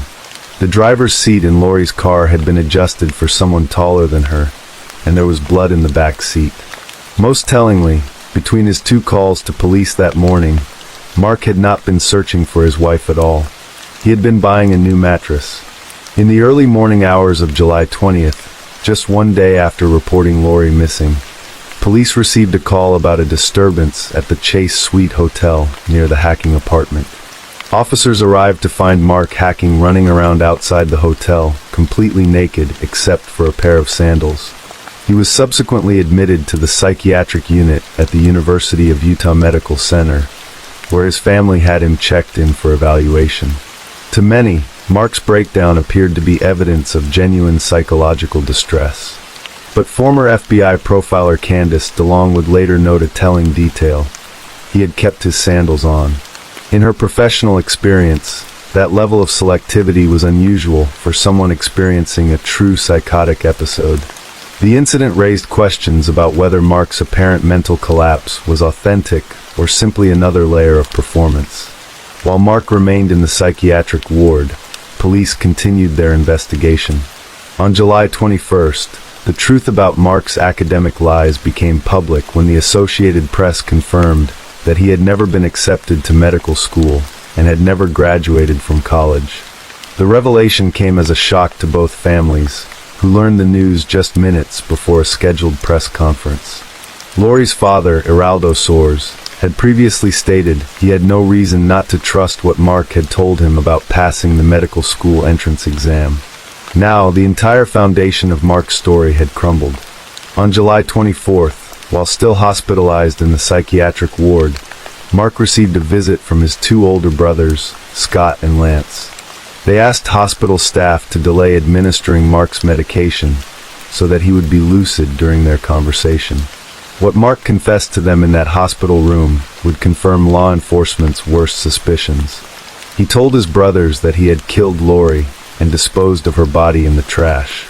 On August 2nd, 2004, Mark Hacking was arrested as he was being released from the psychiatric facility. He was charged with one count of suspicion of aggravated murder and taken to jail, where he was placed under suicide watch. Police Chief Rick Dintz announced that investigators believed Mark had acted alone, killing Lori in their apartment while she slept and disposing of her body in a dumpster. First-degree murder charges were formally filed against Mark on August 9, 2004. The grim reality of what Mark had done meant that Lori's body was somewhere in the Salt Lake County landfill, buried under thousands of tons of compacted garbage. The search that began in early August was painstaking and heartbreaking. Volunteers, investigators, and cadaver dogs spent weeks combing through 4,600 tons of trash, digging through layers of waste that extended 20 feet deep over an area the size of a football field. They used garden rakes and their bare hands, sifting through the refuse of an entire city in the desperate hope of bringing Lori home. On the morning of October 1st, 2004, at approximately 8:20 a.m., searchers made the discovery that both families had been dreading and hoping for. They found human remains in the landfill, among trash that included newspapers dated July 16th through 19. The same weekend Lori had disappeared. By that afternoon, police confirmed that the remains were those of Lori Hacking. Searchers also recovered the carpet Mark had admitted to wrapping her body in before placing her in the dumpster. After months of uncertainty, Lori's mother, Thelma, and her brother, Paul, finally had the chance to lay her to rest with dignity. On October 29, 2004, despite pleas from Lori's brother Paul to save both families the grief and cost of a trial, Mark Hacking pleaded not guilty to first-degree murder. The case moved forward through the legal system as both families grappled with the enormity of what had happened. On April 15, 2005, Mark Hacking changed his plea. Standing before a judge, he spoke the words that confirmed what everyone already knew. "I intentionally shot Lori Hacking in the head with a .22 rifle." He pleaded guilty to first-degree murder in exchange for the dismissal of obstruction of justice charges related to disposing of the body, the murder weapon, and the blood-stained mattress. The sentencing hearing on June 6, 2005, was filled with raw emotion as both families addressed the court. Thelma Soares spoke about how her soul had been ripped apart, describing the months that Lori's body had lain under 9 tons of trash in the landfill. She told the court she could no longer bear to see a garbage truck. Mark Hacking sat with his eyes downcast, frequently breaking down in tears as he listened to the impact statements.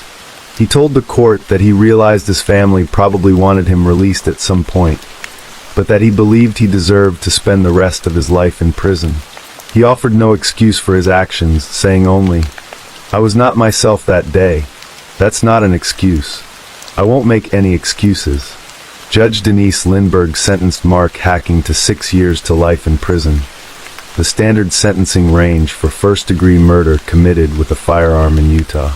The judge indicated she would recommend to the parole board that Hacking be held a very long time, though the ultimate determination of his release would rest with that board.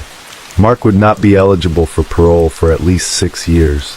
The autopsy conducted after Lori's remains were discovered was unable to determine a definitive cause of death due to the decomposition that had occurred in the landfill environment. Prosecutors were also unable to confirm whether Lori had been 5 weeks pregnant, as she had told friends and family. That uncertainty added another layer of tragedy to an already devastating case. The possibility that Mark had not only killed his wife, but also their unborn child remained unresolved. In the years following Lori's murder, both families have had to find ways to live with the unimaginable. Lori's family remained close to Mark's family despite the horror of what Mark had done, recognizing that his parents and siblings were also victims of his actions. The Hacking family members who spoke at the sentencing hearing expressed their belief that Mark should eventually have the opportunity for release, hoping he would use his time in prison to do good. But for Lori's mother and brother, the pain of her loss remained fresh and overwhelming. Lori Hacking was 27 years old when her husband murdered her in their Salt Lake City apartment. She died believing she was about to become a mother, planning to leave a marriage that had been built on lies, hoping for a future that would never come. Her body was discarded like garbage, hidden among the waste of thousands of people, lost for months before dedicated searchers brought her home. The woman who had worked at a car wash as a teenager, who had driven around Orem in her blue Volkswagen with her best friend, who had built a career and a life. All of it ended in a single violent moment because a man could not face the consequences of his own deception. The case stands as a stark reminder of how fragile trust can be and how devastating the collapse of that trust can become. Mark Hacking constructed a fantasy life so elaborate that it took years for the truth to emerge, and when it finally did, he chose murder over honesty. Lori deserved the chance to rebuild her life, to raise her child if she was indeed pregnant, to move forward free from the lies that had trapped her. Instead, she became another name in the long history of women killed by the men who claimed to love them. Her memory preserved in the scholarship that bears her name and in the hearts of those who knew her before she disappeared into the darkness of that July night. Story 6. The summer sun hung heavy over Bel Air, Maryland, on the 5th day of August 2023, casting long shadows across the Ma and Pa Heritage Trail. This winding path, a beloved stretch of former railroad corridor, transformed into a green sanctuary for walkers, runners, and cyclists, snaked through woodlands and past quiet subdivisions in Harford County. For 37-year-old Rachel Morin, a mother of 5 children, this trail represented something precious, a moment of peace carved from the demands of daily life, a place where she could breathe, move, and find clarity. On this particular August evening, as the day began its slow descent toward twilight, Rachel laced up her running shoes and set out for what should have been an ordinary jog along her favorite trail. Rachel had spent the day as she typically did, surrounded by the energy and chaos of her children, sharing moments with her boyfriend Richard Tobin, attending to the endless rhythms of family life. The trail represented her sanctuary, a space where the noise fell away and she could simply exist in motion. This time on the trail was her peace, a phrase that would echo with tragic irony in the days and months to come. As Rachel entered the trailhead at Williams Street that evening, her phone and Apple Watch tracking her movements, she could not have known that someone waited in the shadows ahead, concealed in the drainage culverts that ran alongside the path. Victor Antonio Martinez Hernandez, a 23-year-old man from El Salvador, had entered the United States illegally in February 2023. Behind him lay a trail of violence that authorities were only beginning to piece together. A murder in his home country, a brutal home invasion in Los Angeles just weeks after crossing the border, and now, on this August evening in Maryland, he crouched in hiding along the Ma and Pa Trail. He had been living and working in Bel Air, moving through the community undetected, and on this day, for reasons that would forever remain locked in his own cold calculus, he had chosen to wait. The trail, with its tight turns and wooded sections, its bridges and boardwalks winding through areas where civilization gave way to forest, offered the perfect terrain for an ambush. Kyle Stacy was walking the trail that evening with his girlfriend and their dog when they crossed paths with two figures, a woman jogging and a man whose presence would later haunt him. The encounter lasted mere moments, unremarkable at the time. Shortly after Rachel passed him on the trail, she encountered Martinez Hernandez. What happened next, reconstructed through forensic evidence, witness testimony, and the grim findings of investigators, painted a picture of violence so brutal it would shake the entire community to its foundation. Data from Rachel's phone and Apple Watch told a story her voice could not. The devices showed she had been dragged approximately 150 feet from the main path into the dense woods, pulled from the sanctuary of her trail into a nightmare of isolated violence. Martinez Hernandez attacked with a ferocity that defied comprehension, beating her head repeatedly with rocks found at the scene, 10 to 15 times according to medical examiners, striking with such force that a 6 by 6 inch gash opened on the back of her skull, so deep that bone became visible. Rachel fought back with everything she had, but Martinez Hernandez overpowered her, strangling her even as he continued the assault.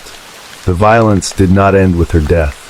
While Rachel lay unconscious or dying in those woods, Martinez Hernandez violated her body.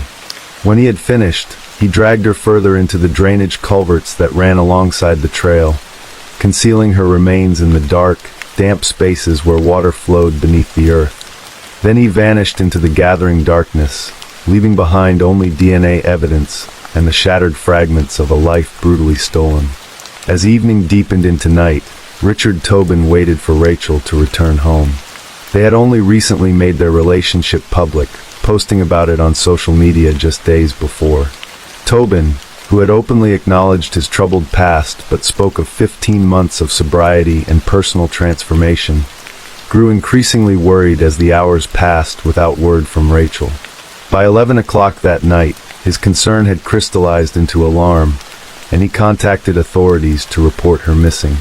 Rachel's car was found at the Williams Street entrance to the trail the following morning, sitting empty as searchers fanned out across the area. At 7 minutes past 1 in the afternoon on August 6th, a member of the public walking near the trail made the discovery that would confirm everyone's worst fears. Rachel's body lay in the wooded area adjacent to the path, and deputies from the Harford County Sheriff's Office quickly declared her death a brutal homicide. The news rippled through Bel Air and beyond, transforming the Ma and Pa Trail from a place of peace into a crime scene, from a community asset into a location marked by unspeakable tragedy. For Rachel's 5 children, ranging in age and including one child on the autism spectrum, the world had fundamentally changed. In the aftermath of her murder, the children could no longer remain together under one roof. 2 stayed at the family home, 2 others moved to a different residence miles away, and the oldest went to live with their father. The child with autism struggled particularly hard with the loss, unable to process the sudden absence of their mother. Rachel's mother, Patty Morin, would later speak of the pain as something physical, describing it as if someone came and put their hands into your chest and ripped out your heart. As investigators processed the crime scene, they recovered DNA evidence from multiple locations on Rachel's body. This biological evidence became the key that would eventually unlock the identity of her killer, but the path to that identification would prove long and complex. On August 17, 2023, the Harford County Sheriff's Office reached out to Homeland Security Investigations for assistance. Authorities had determined that their suspect might be connected to another crime, and when they ran the DNA through databases, they found a match that stunned them. The DNA recovered from Rachel Morin's body matched DNA, collected at the scene of a home invasion in Los Angeles in March 2023, just weeks after Martinez Hernandez had illegally entered the United States. During that Los Angeles incident, a mother and her young daughter had been assaulted in their home by an intruder whose violence had been captured on surveillance video. Authorities now had video footage of their suspect and a DNA link connecting him to crimes across the country, but they still did not have his identity. The investigation that followed involved local and federal law enforcement agencies working in concert to identify and locate a suspect who seemed to have disappeared. Sheriff Jeffrey Gollier and his team released surveillance footage from the Los Angeles home invasion, hoping someone would recognize the man in the video. Richard Tobin shared the images on social media, calling the suspect scum of the earth and pleading for justice for Rachel. Months passed, each one adding weight to the grief carried by Rachel's family and deepening the community's sense of violation. Investigators painstakingly built their case, tracking Martinez Hernandez through forensic genealogy, witness statements, and business records. Despite Martinez Hernandez's later claims that he had never been to Maryland, multiple witnesses and employment records confirmed his presence in Bel Air at the time of Rachel's murder. In May 2024, nearly 10 months after Rachel's death, authorities finally identified their suspect. Victor Antonio Martinez Hernandez was not only wanted for Rachel's murder, he was also wanted in El Salvador for the murder of another woman, and authorities suspected him in the Los Angeles assault. On the evening of June 14, 2024, officers from the Tulsa Police Department entered a bar in Oklahoma and found Martinez Hernandez sitting casually, as if he had not left a trail of devastation across multiple states and countries. When officers approached him, he provided false information about his identity and claimed ignorance about why he might be wanted. He was initially detained on a trespassing charge, but when police checked his details more thoroughly, they discovered the Maryland warrant. Martinez Hernandez signed a waiver permitting his extradition back to Maryland, and the legal machinery that would eventually bring him to justice began to turn. The trial began in April 2025, with jury selection followed by opening statements on the 4th of the month. Prosecutors sought life in prison without the possibility of parole, the maximum sentence available since Maryland had abolished capital punishment. The defense denied Martinez Hernandez's involvement and attempted to shift suspicion, suggesting that Rachel had attracted male attention, and questioning Richard Tobin, implying he might have been with Rachel on the day of her death. These tactics failed to sway the jury from the mountain of evidence prosecutors presented. The trial laid bare the full horror of what Rachel had endured in her final moments. Dr. Ollie took the stand and detailed the catastrophic injuries inflicted upon her. The fractures, the massive head wound, the evidence of strangulation. Prosecutors presented the DNA evidence that conclusively linked Martinez Hernandez to the crime, evidence so strong that his presence at the scene could not be disputed. They showed the jury images and screenshots found on Martinez Hernandez's phone after his arrest, pictures of Rachel Morin that he had no legitimate reason to possess. Witnesses testified about seeing both Rachel and Martinez Hernandez on the trail that day. The prosecution walked the jury through Rachel's final day, her time with her children and boyfriend, her decision to take a walk on the trail where she found peace, and the unimaginable violence that met her there. On April 14, 2025, after hearing all the evidence, the jury deliberated for less than an hour before returning with their verdict. Victor Antonio Martinez Hernandez was found guilty of first-degree murder, first-degree rape, third-degree physical offense, and kidnapping. The speed of the verdict reflected the overwhelming nature of the evidence against him. Rachel's killer had been identified, captured, and convicted, but no verdict could restore what had been taken from her children, her mother, her family, and her community. The sentencing hearing took place on August 11, 2025, and brought with it further revelations about the man who had destroyed so many lives. In a pre-sentencing investigation, a psychologist who evaluated Martinez Hernandez described him as displaying coldness, dismissiveness, and a callous attitude when discussing the offense, along with an absence of remorse, insight, acceptance of responsibility, or empathy. The doctor noted that Martinez Hernandez continued to lie about proven facts and even laughed and cracked jokes during their session, behavior that significantly heightened concerns about his risk of reoffending. This evaluation painted a portrait of someone fundamentally lacking in human empathy, someone for whom the suffering of others registered as nothing more than amusing abstractions. Judge Yolanda Curtin, presiding over the sentencing, called Martinez Hernandez's actions the worst imaginable. She told him directly that he was not a candidate for any rehabilitative sentence. Martinez Hernandez displayed minimal emotion as Judge Curtin imposed life sentences for both the first-degree murder and first-degree rape convictions, along with an additional 40 years for the third-degree physical offense and kidnapping. He would serve his entire sentence in a Maryland correctional facility, removed from society for the remainder of his life. Before the sentence was handed down, Patty Morin addressed the court with a victim impact statement that captured the enduring agony of losing her daughter to such senseless brutality. "The brutality of her murder will haunt us for the rest of our lives," she said, words that echoed the permanent wound left by Rachel's death. No amount of justice could truly heal that wound. No sentence could resurrect the life that had been stolen. But the conviction and sentencing offered a measure of closure, a formal acknowledgement that Rachel Morin mattered, that her life had value, and that her killer would be held accountable. The wooded trail where Rachel had died, the Ma and Pa Heritage Trail, continues to wind through Bel Air, and people still walk and run its paths, though the memory of what happened there in August 2023 lingers. Rachel Morin's children continue to grow up without their mother, navigating the world without her guidance, her love, her presence at milestones she will never witness. Patty Morin has spoken about the long road to healing that lies ahead for them, acknowledging that while justice has been served, the loss remains. The trail that was once Rachel's place of peace became the site of her death, but it also became a reminder of her life, of the ordinary moments of grace that violence sought to erase but could never fully destroy. Victor Martinez Hernandez will spend the rest of his life behind bars, but the consequences of his actions extend far beyond his own confinement. Two families in different countries mourn women he is accused of killing. A mother and daughter in Los Angeles carry the trauma of his assault. 5 children in Maryland grow up without their mother.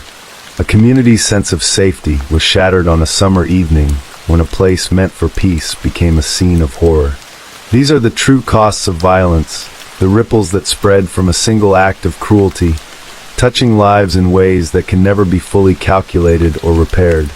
Rachel Morin was 37 years old when she died, a mother who found solace in movement, in the quiet of the trail, in the rhythm of her own footsteps carrying her forward. She deserved to watch her children grow, to experience the ordinary joys and struggles that make up a life, to grow old in peace. Instead, she encountered a predator who had already left violence in his wake, and who would continue until he was stopped. Her story is both singular in its horror and tragically familiar in its pattern. A life cut short by someone who saw other human beings as objects to be used and discarded. In the end, justice took the form of a verdict delivered in less than an hour, and a sentence that ensured Martinez Hernandez would never again have the opportunity to harm another person. But justice could not restore Rachel to her children, could not erase the trauma of her final moments, could not undo the ripple effects of violence that would touch generations. It could only acknowledge what had been lost and ensure that the person responsible would answer for his actions. For Rachel's family, that acknowledgement mattered, even as they continued to navigate a world forever altered by her absence. The brutality of Rachel Morin's murder haunts those who loved her, just as Patty Morin said it would. But alongside that haunting lives the memory of who Rachel was, a mother of 5, a woman who sought peace on a trail through the woods, a person whose life mattered far beyond the violence that ended it. Her story serves as a reminder of the fragility of safety, the randomness of violence, and the enduring strength of those left behind to carry forward in the wake of unimaginable loss. Victor Martinez Hernandez took Rachel's life, but he could not erase the fact that she lived, that she was loved, and that her absence leaves a void that nothing can fill.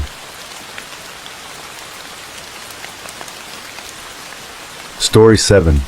In the spring of 1991, the coastal town of Castle Rock in County Londonderry, Northern Ireland, seemed a place untouched by the darker currents of human nature. The waves of the Atlantic rolled onto the beach with their eternal rhythm, and the small community, bound by faith, routine, and the shared rituals of church life, moved through its days with the kind of predictability that felt like safety. Yet beneath that surface, something unspeakable was unfolding, a plot so calculated and chilling that when the truth finally emerged nearly 2 decades later, it would shake the foundations of trust itself. At the center of this story were 2 marriages, 2 families, and a secret affair that would spiral into murder. Leslie Howell was 31 years old in May 1991, a nurse and a mother of 4 young children who had built her life around faith and family.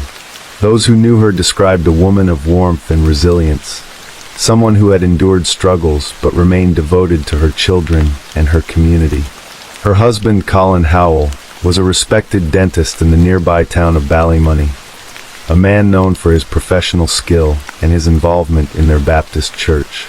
To the outside world, they appeared to be a devoted Christian family navigating the ordinary challenges of raising children and managing a household. But inside that marriage, darkness had taken root. Colin Howell had been carrying on a secret affair with a woman named Hazel Stewart, a fellow member of their church congregation. Hazel, then in her late 20s, was married to Trevor Buchanan, a 32-year-old police constable whose dedication to his work and his marriage had earned him respect within the community. Trevor was described as a man committed to making his marriage work despite the devastating betrayal he would soon discover. Hazel taught Sunday school, presenting herself as a woman of faith and moral certainty. Yet behind the hymns and the prayers, she and Colin Howell had become entangled in a relationship that both described as consuming, an attraction they referred to as being like an addiction. The affair was eventually discovered in 1990, and the revelation shattered both households. Leslie Howell, who had recently given birth to their 4th child, was left devastated. In her anguish, she attempted suicide by taking an overdose of pills, leaving behind a note that expressed her despair. She survived, but the note would remain, a piece of evidence that Colin Howell would later exploit in the most sinister way imaginable. Trevor Buchanan, though heartbroken, wanted to salvage his marriage and agreed to attend counseling sessions organized through their church. For 4 months, both couples underwent pastoral counseling, attempting to repair the damage and restore their families. But the affair did not end. Colin and Hazel resumed their secret meetings, drawn back together despite the promises they had made and the pain they had caused. It was during this period, as the strain of maintaining the deception grew unbearable, that Colin Howell began to contemplate a more permanent solution. On May 7, 1991, Leslie Howell's father, Harry Clark, collapsed and died suddenly at her home. The loss devastated Leslie, adding another layer of grief to a woman already struggling with the betrayal of her husband's infidelity. Harry Clark owned a house in Castle Rock with a garage attached, and in the days following his death, that garage became part of a plan that Colin Howell was carefully constructing in his mind. What happened next was meticulously orchestrated murder disguised as tragedy. In the early hours of May 19, 1991, Colin Howell set his plan into motion. He had discussed it with Hazel Stewart, outlining the steps in chilling detail. Hazel expressed concern, not moral objection to the idea of killing their spouses, but worry about whether they could make it look convincing enough to avoid detection. Colin reassured her. He was the mastermind of plan, and he believed he could execute the plan without raising suspicion. First, he used carbon monoxide to poison his own wife, Leslie, while she slept in their home. He piped car exhaust fumes into the bedroom, watching as the gas filled the space and rendered her unconscious. When he was certain she was dead, he placed her body in the trunk of his car and drove across town to the home where Trevor Buchanan lived with Hazel and their 2 children. Hazel had already prepared the ground. She had crushed sleeping tablets and mixed them into a drink for Trevor, sedating him so that he would not wake when Colin arrived. Colin given Hazel the pills beforehand, instructing her to ensure that Trevor was deeply asleep. When Colin entered the house, admitted by Hazel herself, he brought a vacuum cleaner hose with him, one end connected to the car exhaust outside. He placed the hose near Trevor's sleeping form and waited for the gas to do its work. But Trevor did not die quietly. At some point, the police officer stirred, perhaps sensing danger even through the fog of sedation. There was a struggle. Colin later admitted that Trevor fought briefly before succumbing to the fumes. During that struggle, Trevor sustained injuries to his face, bruising around his mouth and nose, and what appeared to be blood coming from the back of his head. Once Trevor was dead, Colin dressed his body and carried it out to the car. He now had two corpses, his wife and his lover's husband, and the second phase of his plan involved staging their deaths to look like a suicide pact. He drove to the house in Castle Rock that had belonged to Leslie's late father, the same house where she had been grieving just days earlier. Inside the garage, he arranged the scene with grotesque attention to detail. He placed Trevor's body in the driver's seat of a car and positioned Leslie's body nearby, surrounding her with family photographs and the suicide note she had written months earlier during her earlier overdose attempt. He attached a vacuum cleaner hose to the car's exhaust pipe, threaded it into the vehicle, and left the engine running to fill the space with carbon monoxide. Then he left, closing the garage door behind him, confident that when the bodies were discovered, the conclusion would be obvious. A double suicide, two people driven to despair by their circumstances. On the morning of May 19, 1991, the bodies of Leslie Howell and Trevor Buchanan were found in that fume-filled garage. The initial response from authorities was exactly what Colin Howell had anticipated. Police quickly concluded that the deaths were the result of a suicide pact, a tragic but understandable end to a story of marital betrayal and emotional anguish. The families were devastated, but within the framework of what police believed had happened, there seemed to be no further questions to ask. Except there were questions, many of them, and they were never asked. The investigation that followed was, as a later official report would describe it, deeply flawed. From the very beginning, police exhibited what investigators would later term investigative bias, rigidly adhering to the suicide theory despite numerous inconsistencies at the scene. The vacuum cleaner hose attached to the exhaust was only loosely fitted and had a visible kink in it. Trevor Buchanan's body was positioned awkwardly, with one leg hanging out of the car door, and the driver's window was fully open. These were details that should have immediately raised suspicion, light bulb moments, as the Ombudsman's report would later call them, but they were overlooked or dismissed. No fingerprints were taken at the scene. No forensic examination was conducted on key pieces of evidence, including the hose, the cassette player, or the photographs near Leslie's body. No scene log was created, no sketches were made, and no measurements were recorded.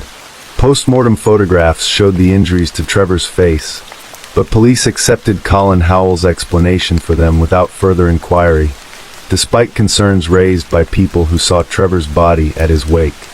Perhaps most damning of all, police failed to follow up on crucial information provided by a witness who reported that Colin Howell had been giving Leslie medication, that he had financial troubles, and that he had previously dropped a live electrical cable into her bath, an apparent earlier attempt on her life. All of this was documented, but never investigated. Colin Howell and Hazel Stewart, meanwhile, were caught lying to police about the status of their affair. They claimed it had ended, that they were committed to their respective families. Yet even when their lies were exposed, senior investigators accepted their revised stories and moved on. One junior officer raised concerns that the deaths seemed suspicious, but those concerns were ignored by those leading the investigation. The case was closed. Leslie Howell and Trevor Buchanan were buried. Their families grieved, haunted by questions but trusting that authorities had done their due diligence. For nearly 18 years, Colin Howell and Hazel Stewart lived with their secret. Colin remarried, wedding a woman named Kyle 2 years after Leslie's death. He continued his dental practice, attended church, and presented himself as a man who had survived tragedy and rebuilt his life. Hazel also moved on, eventually marrying a man named David Stewart after ending her relationship with Colin. To all outward appearances, they had gone their separate ways, two people whose lives had once intersected through an affair, but who had now moved forward independently. But the weight of what they had done did not disappear. In 1998, 7 years after the murders, Colin Howell came close to confessing. He told his second wife, Kyle, the truth about what he had done, revealing that he had murdered Leslie and Trevor. He made arrangements to bring both the Howell and Buchanan families together at a hotel in Newcastle, County Down, intending to confess publicly and then turn himself into police. But at the last moment, he and Kyle decided to keep the secret for the sake of their children. The confession was postponed indefinitely, and the families continued to believe the official story. It would take another 11 years before the truth finally came to light. In January 2009, Colin Howell walked into a police station and confessed to the double murders. The reasons for his confession remain complex. Some reports suggest he was driven by religious guilt, others that his life was unraveling in other ways. By that time, he had already been engaging in deeply disturbing behavior, including sexually assaulting sedated patients in his dental practice, crimes to which he would also later plead guilty. When Howell confessed, he did not do so alone.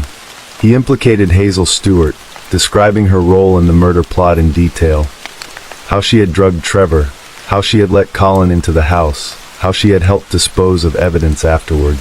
The investigation was reopened, and both Colin Howell and Hazel Stewart were arrested. Colin Howell pleaded guilty to both murders in 2010 and was sentenced to a minimum of 21 years in prison.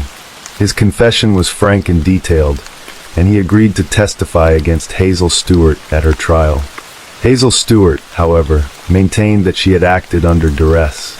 Her defense argued that she had been manipulated and controlled by Colin Howell, that she had been frightened of him, and that she had not fully understood or agreed to the murder plan. The trial, held at Coleraine Crown Court in early 2011, became a riveting examination of the dynamics between the two conspirators. Over 4 days, Colin Howell took the stand and gave testimony that was both chilling and revealing. He described the planning of the murders in meticulous detail, explaining how he had tested sedatives on Hazel herself during their affair, drugging her as an experiment to see if he could do the same to his dental patients. He spoke of their relationship as a blood pact, an unseen and powerful bond that could only be broken through confession and seeking forgiveness. He repeatedly described their collaboration using the metaphor of dancing. They had been waltzing in time, he said, with him leading but Hazel always in perfect harmony, never dragged along. The prosecution argued that Hazel Stewart had been a willing and active participant in a joint plan to kill for selfish ends, that she had knowingly entered into the agreement and assisted Colin in ensuring he could safely kill her husband. Evidence showed that she had drugged Trevor, admitted Colin into her home, and helped cover up the crime afterward.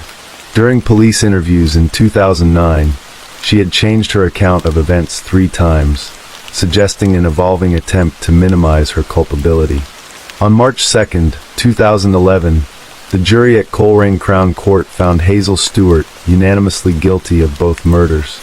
The trial judge, Hart J., sentenced her to life imprisonment with a minimum term of 18 years. In his remarks, the judge noted that Hazel Stewart could have prevented Trevor Buchanan's death, that even if she had been under Colin Howell's influence, she had opportunities to intervene and chose not to. The convictions brought a measure of justice for the families of Leslie Howell and Trevor Buchanan, but they also brought renewed anguish. In 2011, the police ombudsman for Northern Ireland released a damning report detailing the failures of the original 1991 investigation. The report concluded that both families had been failed by an investigation that was deeply flawed, lacked objectivity, and exhibited clear investigative bias from the outset. The PSNI issued an apology and committed to reviewing procedures for investigating sudden deaths. For the families, the apology came far too late. They had spent 18 years believing their loved ones had taken their own lives, carrying the stigma and confusion that accompanies suicide. They had been denied the truth, denied the opportunity to seek justice, and denied the closure that might have come from knowing what had really happened. Today, both Colin Howell and Hazel Stewart remain in prison. Colin Howell is serving his sentence at HMP Magaberry, while Hazel Stewart has continued to mount appeals seeking an earlier release, arguing that she was suffering from depression and PTSD at the time of the murders, and that she was under Colin's manipulative control. In June 2025, the Court of Appeal in Belfast denied her latest request to present new medical evidence, with Lady Chief Justice Dame Siobhan Keegan stating that no injustice was created by refusing to revisit the long-closed appeal. This was a double homicide involving spouses under the most brutal circumstances, Dame Siobhan remarked. In the quiet town of Castle Rock, the house with the garage where the bodies were found still stands, though its history is known to those who lived through the aftermath. The waves continue to roll onto the beach, indifferent to the human tragedies that unfold nearby. But for those who loved Leslie Howell and Trevor Buchanan, the children left motherless and fatherless, the families who mourned them twice, first as victims of suicide and then as victims of murder, the pain endures. Leslie Howell was a nurse, a mother, a woman of faith who deserved better than the betrayal she received from the man she married. Trevor Buchanan was a police officer, a husband, a man who wanted nothing more than to keep his family together despite the hurt he had suffered. Both were taken from their children in the cruelest possible way, their deaths staged to look like despair when in fact they were the victims of calculated, cold-blooded murder. Their story is a reminder that evil does not always announce itself with dramatic gestures or obvious warning signs. Sometimes it wears the face of a trusted neighbor, a fellow churchgoer, a spouse who smiles and prays and plans murder in the same breath. And sometimes justice takes not days or months, but decades to finally arrive, too late to undo the harm, but not too late to speak the truth and honor the lives that were stolen.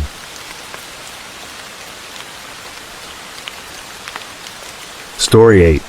The autumn sun filtered through the windows of the Battery Park City apartment on the afternoon of September 10, 2001, casting gentle shadows across the orchids that Sneha and Philip carefully tended.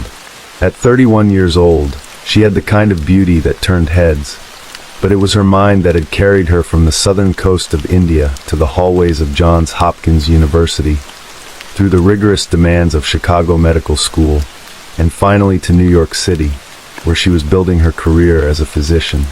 That Monday afternoon seemed ordinary enough. She sat at her computer, fingers dancing across the keyboard as she chatted with her mother Ansu through Instant Messenger for 2 hours, sharing stories about a fun night out and making plans for the week ahead. The conversation was warm and easy, the kind that mothers and daughters share when distance separates them, but love bridges the gap. Around 4 in the afternoon, Sneha logged off and prepared to run some errands. She gathered clothes to drop off at the neighborhood dry cleaners, a mundane task that punctuated the rhythm of city life. Afterward, she made her way to Century 21, the famous discount department store that had become a destination for New Yorkers seeking designer goods at reasonable prices. The store stood close to her apartment, just a short walk from the towering presence of the World Trade Center that dominated the downtown skyline. Using the couple's American Express card, Sneha browsed through the racks with the focused attention of someone shopping with purpose. She selected lingerie, a dress, pantyhose, and bed linens, then moved to an annex where she chose 3 pairs of shoes. A security camera captured her image as she moved through the coat department, her figure immortalized in grainy footage that would later be scrutinized frame by frame. This surveillance recording, along with the credit card receipts, would become the last confirmed proof that Sneha and Philip had existed in the world as herself, making choices and moving through space like any other person on any other day. But after she left Century 21 that evening, Sneha vanished. She simply ceased to be anywhere that could be documented or verified. Her husband Ron Lieberman, an emergency room resident at Jacobi Medical Center in the Bronx, had been working the overnight shift. When he returned home that night, Sneha was not there. This absence did not immediately alarm him. Their marriage, while loving in many ways, had developed patterns that allowed for independence and space. Sneha sometimes stayed out overnight without informing him, and Ron had learned not to worry excessively about these disappearances.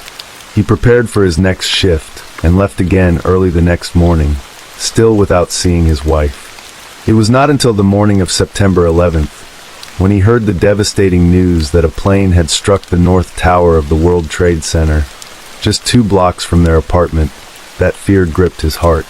Ron immediately began calling everyone who might have heard from Sneha, her friends, her family, anyone who might know where she was.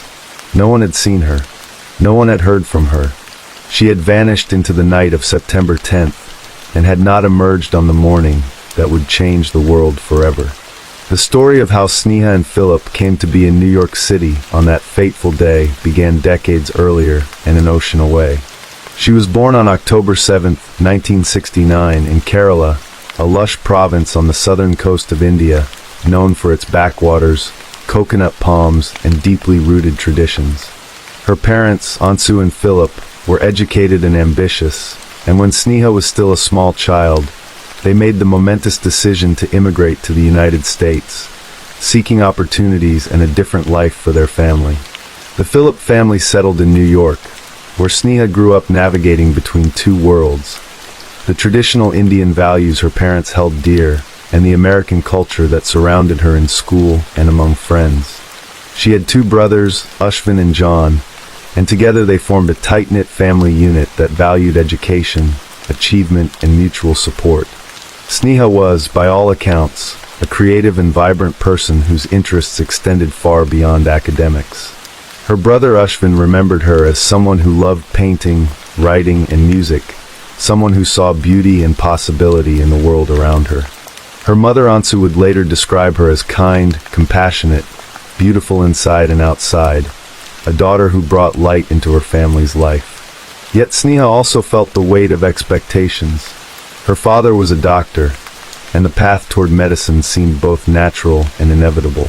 She excelled academically, earning admission to Johns Hopkins University in Baltimore, Maryland, one of the most prestigious institutions in the country.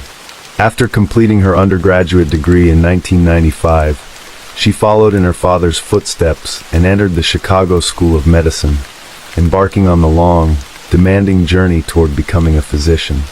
It was in Chicago, amid the intensity of medical training, that Sneha met Ron Lieberman. Ron was originally from Los Angeles, a white Jewish man who was a year behind Sneha in the medical program. They were, in many ways, an unlikely pair, coming from vastly different cultural and religious backgrounds, but they found in each other something rare and precious. Ron would later describe Sneha as amazing, vibrant, goofy, silly, and elegant, everything he had been looking for and lucky enough to find. Their connection was immediate and deep. Sneha, eager to align their graduation dates and perhaps hungry for adventure, took a year off from school to travel with Ron through Italy. They wandered through ancient cities, tasted wine in Tuscan vineyards, and dreamed about their future together. In 1999, both graduated from medical school, their achievements hard-won after years of study, exams, sleepless nights, and constant competition with other brilliant students. Both Sneha and Ron received invitations to complete their residency internships in New York City, a homecoming of sorts for Sneha, and an exciting new chapter for them as a couple. Ron was placed at Jacobi Medical Center in the Bronx, while Sneha began her residency at Cabrini Medical Center in Manhattan. They found an apartment in Battery Park City, a neighborhood known for its waterfront views, tree-lined streets, and reputation as one of the safest areas in Manhattan. The apartment on Rector Place was close to Sneha's work and gave them a comfortable base from which to build their life together. On the surface, everything seemed to be falling into place.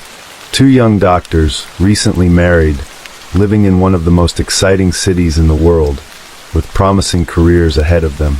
But beneath that surface, invisible fault lines were beginning to form. Sneha's time at Cabrini Medical Center did not go smoothly. Residency is notoriously grueling, demanding long hours, immense responsibility, and the ability to function under extreme pressure. Somewhere during this period, Sneha began to struggle. Reports would later surface indicating that she had developed issues related to alcohol, drinking in ways that interfered with her professional performance. The hospital administration took notice. When her contract came up for renewal, Cabrini Medical Center made the difficult decision not to extend it, citing these alcohol-related concerns. For someone who had worked so hard to reach this point, who had sacrificed and studied and pushed herself through years of demanding education, this rejection must have been devastating. She had not completed her first residency, and the question of why hung over her like a shadow. Sneha found a second chance at St. Vincent's Medical Center on Staten Island. She entered this new position hoping to prove herself, to overcome whatever difficulties had plagued her at Cabrini. But the fresh start did not bring the resolution she needed. St. Vincent's required her to attend meetings with a substance abuse counselor, an acknowledgement that her problems were recognized and needed to be addressed. Sneha, however, did not show up to these required meetings. Her absence was noted, and the hospital responded by suspending her from the residency program. Her medical career, once so full of promise, was now in serious jeopardy. The dream she had worked toward since childhood was slipping through her fingers. At the same time, Sneha's personal life was becoming increasingly complicated. According to police reports that would later be compiled, her marriage to Ron was experiencing strain. Sneha had begun going out at night without telling her husband where she was or when she would return.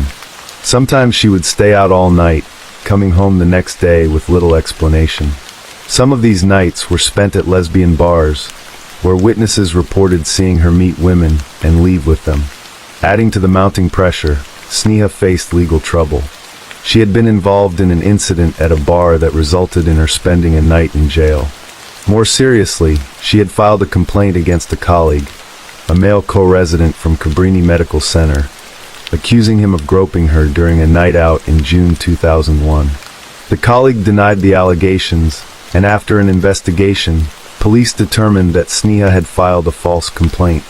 She was arrested and charged with this misdemeanor offense. The criminal charge hung over her as she navigated the wreckage of her professional life and the tensions in her marriage. On the morning of September 10, 2001, Sneha appeared in court to be formally arraigned on the charge of filing a false complaint. She stood before the judge and pleaded not guilty. According to police records, she and Ron had a big fight at the courthouse afterward, an argument that centered on her recent troubles and her unexplained nights away from home. The confrontation ended with Sneha storming off, leaving Ron to go home alone while she disappeared into the city. What happened next remains one of the most haunting mysteries connected to the September 11th attacks. Sneha spent the afternoon of September 10th at home, apparently calm and content as she repotted orchids and chatted online with her mother. During that conversation, she mentioned that she might visit Windows on the World, the famous restaurant at the top of the North Tower, and do some shopping at the mall in the World Trade Center.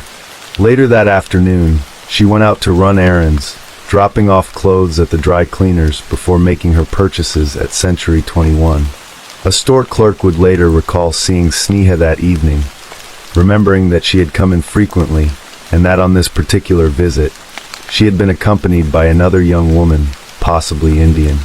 Yet when Ron Lieberman reviewed weeks of security footage from the store, he saw his wife browsing alone in the coat department with no one else visible in the frame. After Sneha left Century 21 with her bags of new clothes and shoes, the documented record of her existence ends. She did not come home that night. Ron worked his shift at Jacobi Medical Center and returned to an empty apartment. The next morning, as he prepared to leave for work again, Sneha still had not returned. And then, at 8:46 a.m., American Airlines Flight 11 crashed into the North Tower of the World Trade Center. 17 minutes later, United Airlines Flight 175 struck the South Tower. The world watched in horror as smoke billowed into the clear blue sky, as people trapped in the burning buildings made impossible choices, as the towers that had defined the New York skyline collapsed into mountains of twisted steel and concrete dust. Nearly 3,000 people died that day, their lives extinguished in moments of unimaginable terror and chaos. When Ron heard the news of the attacks, his first thought was of Sneha. He called everyone he could think of, desperately seeking any information about his wife's whereabouts. No one had seen her since the previous evening. In the days that followed, as the city reeled from the tragedy and families desperately searched for missing loved ones, Ron posted flyers with Sneha's photograph, hoping someone would remember seeing her. Sneha was initially listed among the victims of the September 11th attacks, her name added to the growing roster of those presumed dead. Her family clung to a theory that made sense of the senseless, that Sneha, with her medical training and her compassionate heart, had been near the World Trade Center when the planes hit, that she had rushed toward the towers to help the injured, and that she had perished in the collapse while trying to save others. It was a narrative that honored her memory and gave meaning to her loss, transforming her disappearance into an act of heroism. Ron hired a private investigator named Ken Gallant, a former FBI agent, to help him search for answers. Gallant uncovered 2 pieces of evidence that suggested Sneha might have returned to the apartment building on the morning of September 11th. The first was a phone call made from the couple's home phone to Ron's cell phone early that morning. The second was footage from security cameras in the apartment lobby that showed movement consistent with someone entering the building. These clues were tantalizing but inconclusive. Had Sneha come home during the night or early morning? Had she been in the apartment when the attacks began? If so, had she looked out the window, seen the smoke and flames, and run toward the towers to help? But as months passed and the official investigation into Sneha's disappearance deepened, a different picture began to emerge.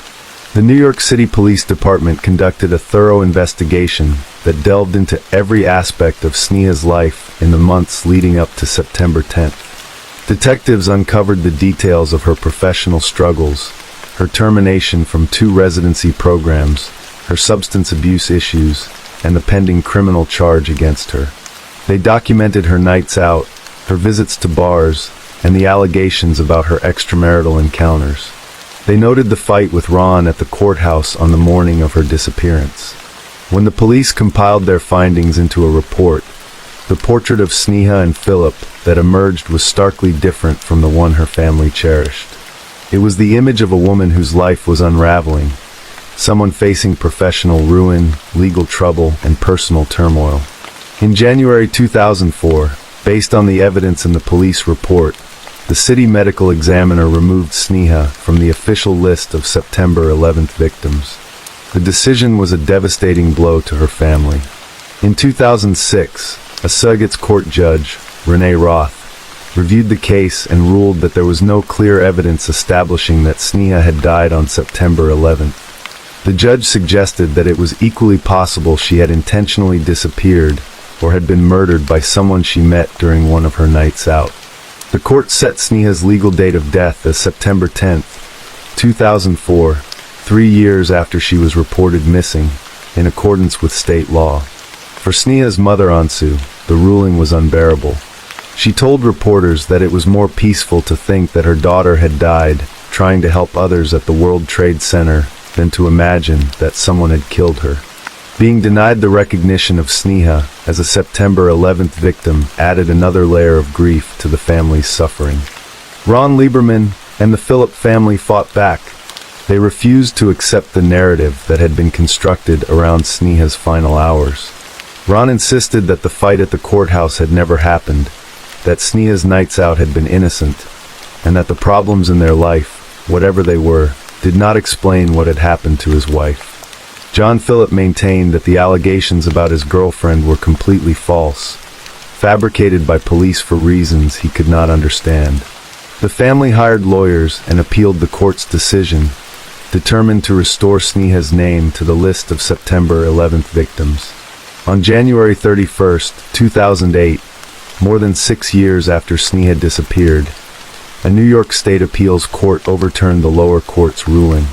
Justice David Sachs, writing for the appeals court, acknowledged that there was no direct proof irrefutably establishing that Sneha had been at the World Trade Center during the attacks.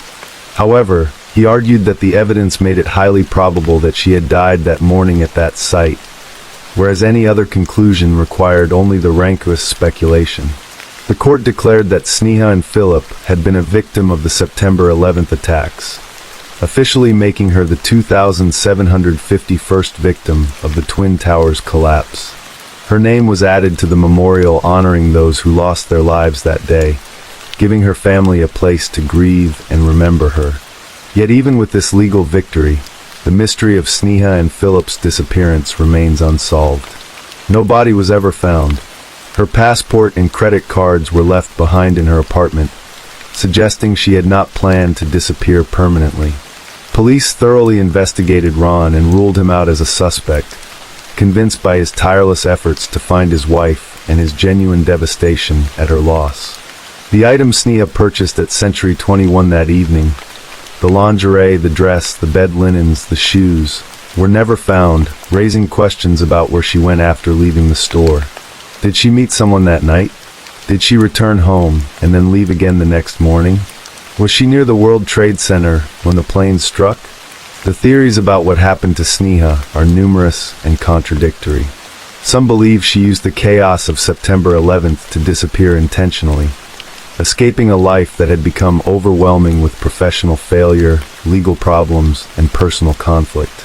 Others think she met with foul play on the night of September 10th, that she encountered someone dangerous during one of her nights out and was killed.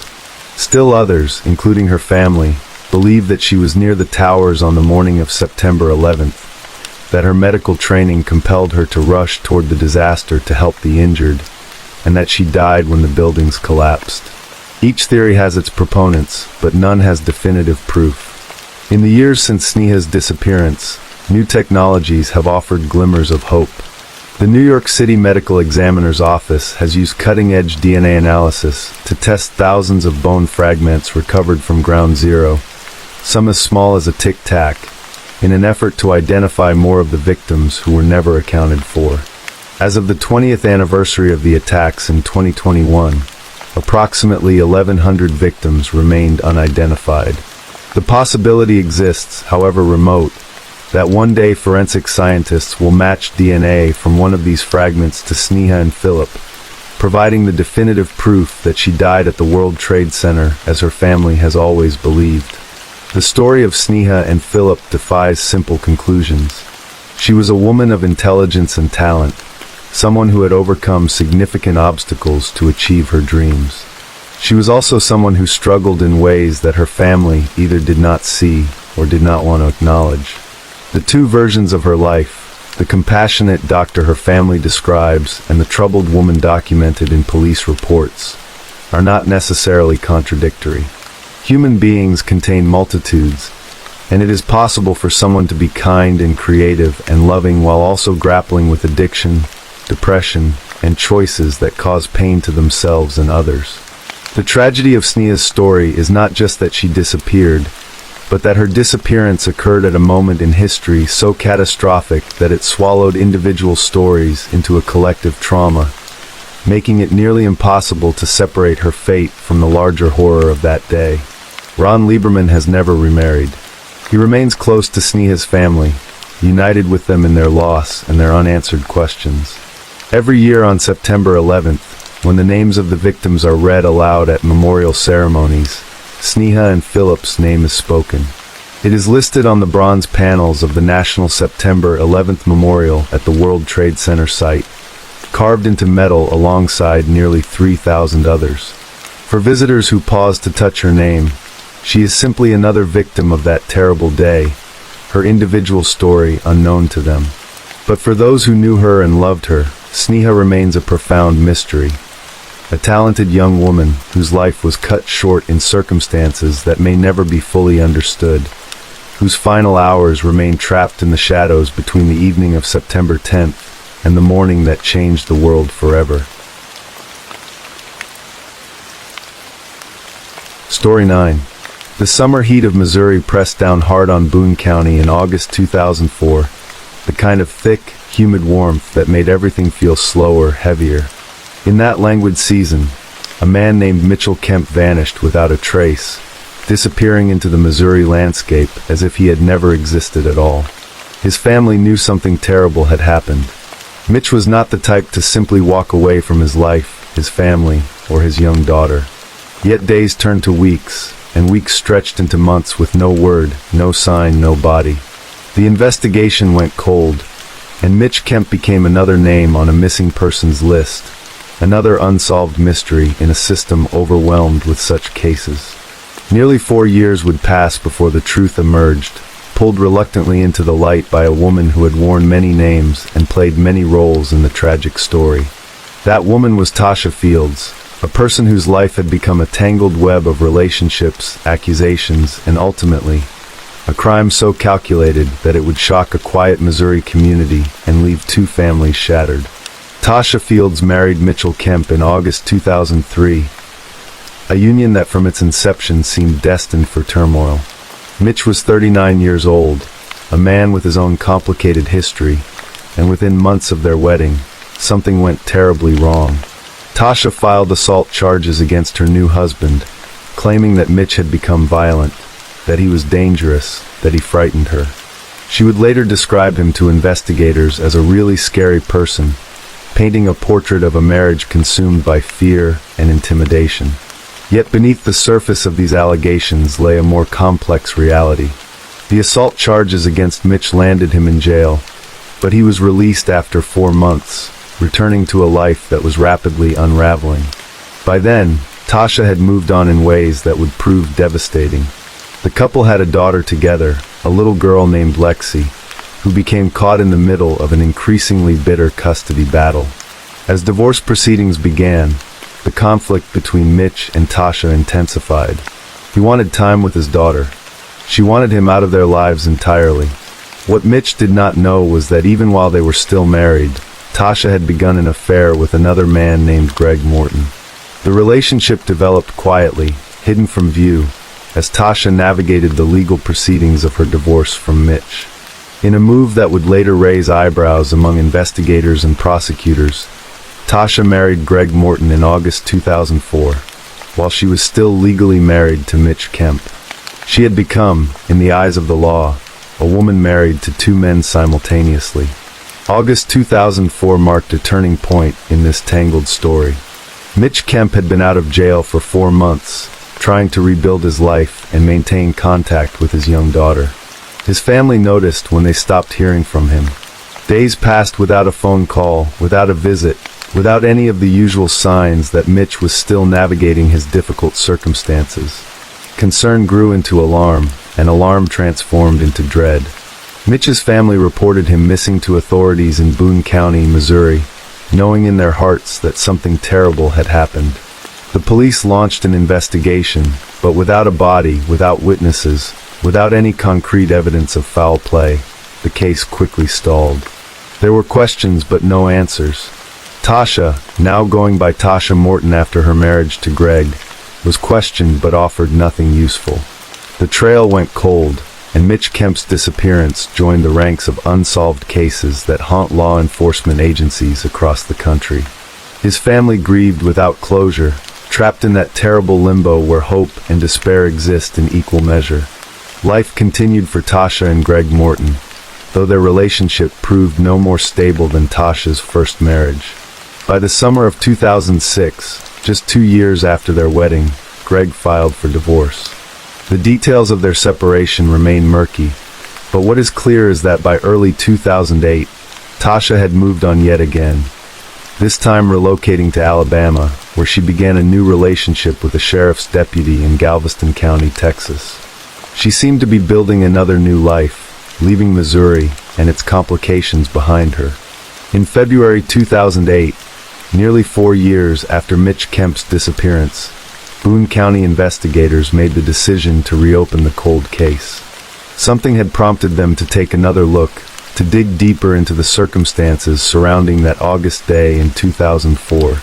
When they brought Tasha in for questioning in May 2008, she was living in Alabama, far removed from the life she had led in Missouri. What happened during those interrogations would change everything. Tasha, faced with persistent questioning from investigators, finally broke her silence. She told them that Greg Morton had killed Mitch Kemp on August 24, 2004.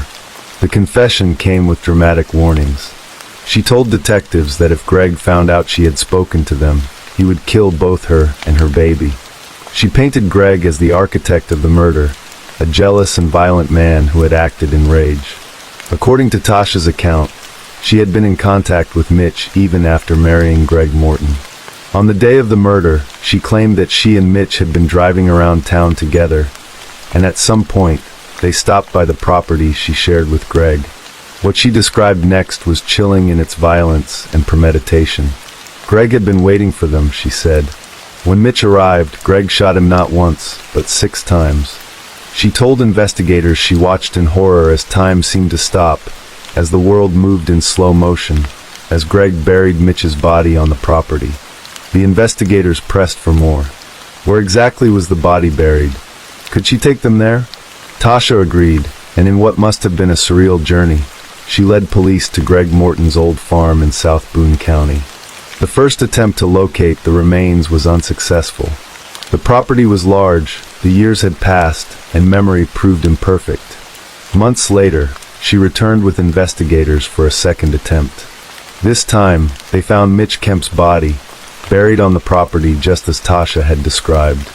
With the discovery of Mitch Kemp's remains, the case transformed from a missing persons investigation into a murder prosecution. Greg Morton was arrested and, faced with overwhelming evidence, he confessed to shooting Mitch Kemp. His confession, however, told a very different story than the one Tasha had offered. Greg claimed that Tasha had manipulated him into committing the murder. According to his version of events, Tasha had told him horrific lies about Mitch, allegations that Mitch had assaulted her in the worst possible way and had hurt their daughter. These claims, Greg said, had driven him to violence, had convinced him that killing Mitch was somehow justified or necessary. Prosecutors had to make a strategic decision. They had 2 suspects, 2 confessions that contradicted each other, and a murder that had gone unsolved for 4 years. They offered Greg Morton a plea deal. If he would testify against Tasha Fields, he could plead guilty to second-degree murder and receive a sentence of 19 years instead of facing first-degree murder charges. Greg accepted the deal, and in doing so, he became the state's key witness against the woman he had once married. Tasha Fields, meanwhile, was arrested in December 2008. By that time, she was living with her sheriff's deputy boyfriend in Texas, seemingly settled into yet another new life. Her arrest must have come as a shock, the sudden collapse of the normalcy she had rebuilt. She told investigators later that being arrested had never crossed her mind, that she thought once she led them to the body, it would all be over. Instead, her life was about to be examined in excruciating detail in a courtroom. The trial of Tasha Fields began in Boone County Circuit Court in June 2010, more than 5 years after Mitch Kemp's death. The prosecution's case rested heavily on the testimony of Greg Morton, the confessed killer who had agreed to testify in exchange for a reduced sentence.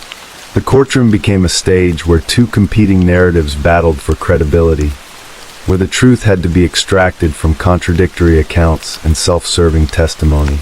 Greg Morton took the stand and told the jury that Tasha had lured Mitch to the farm specifically so that Greg could kill him.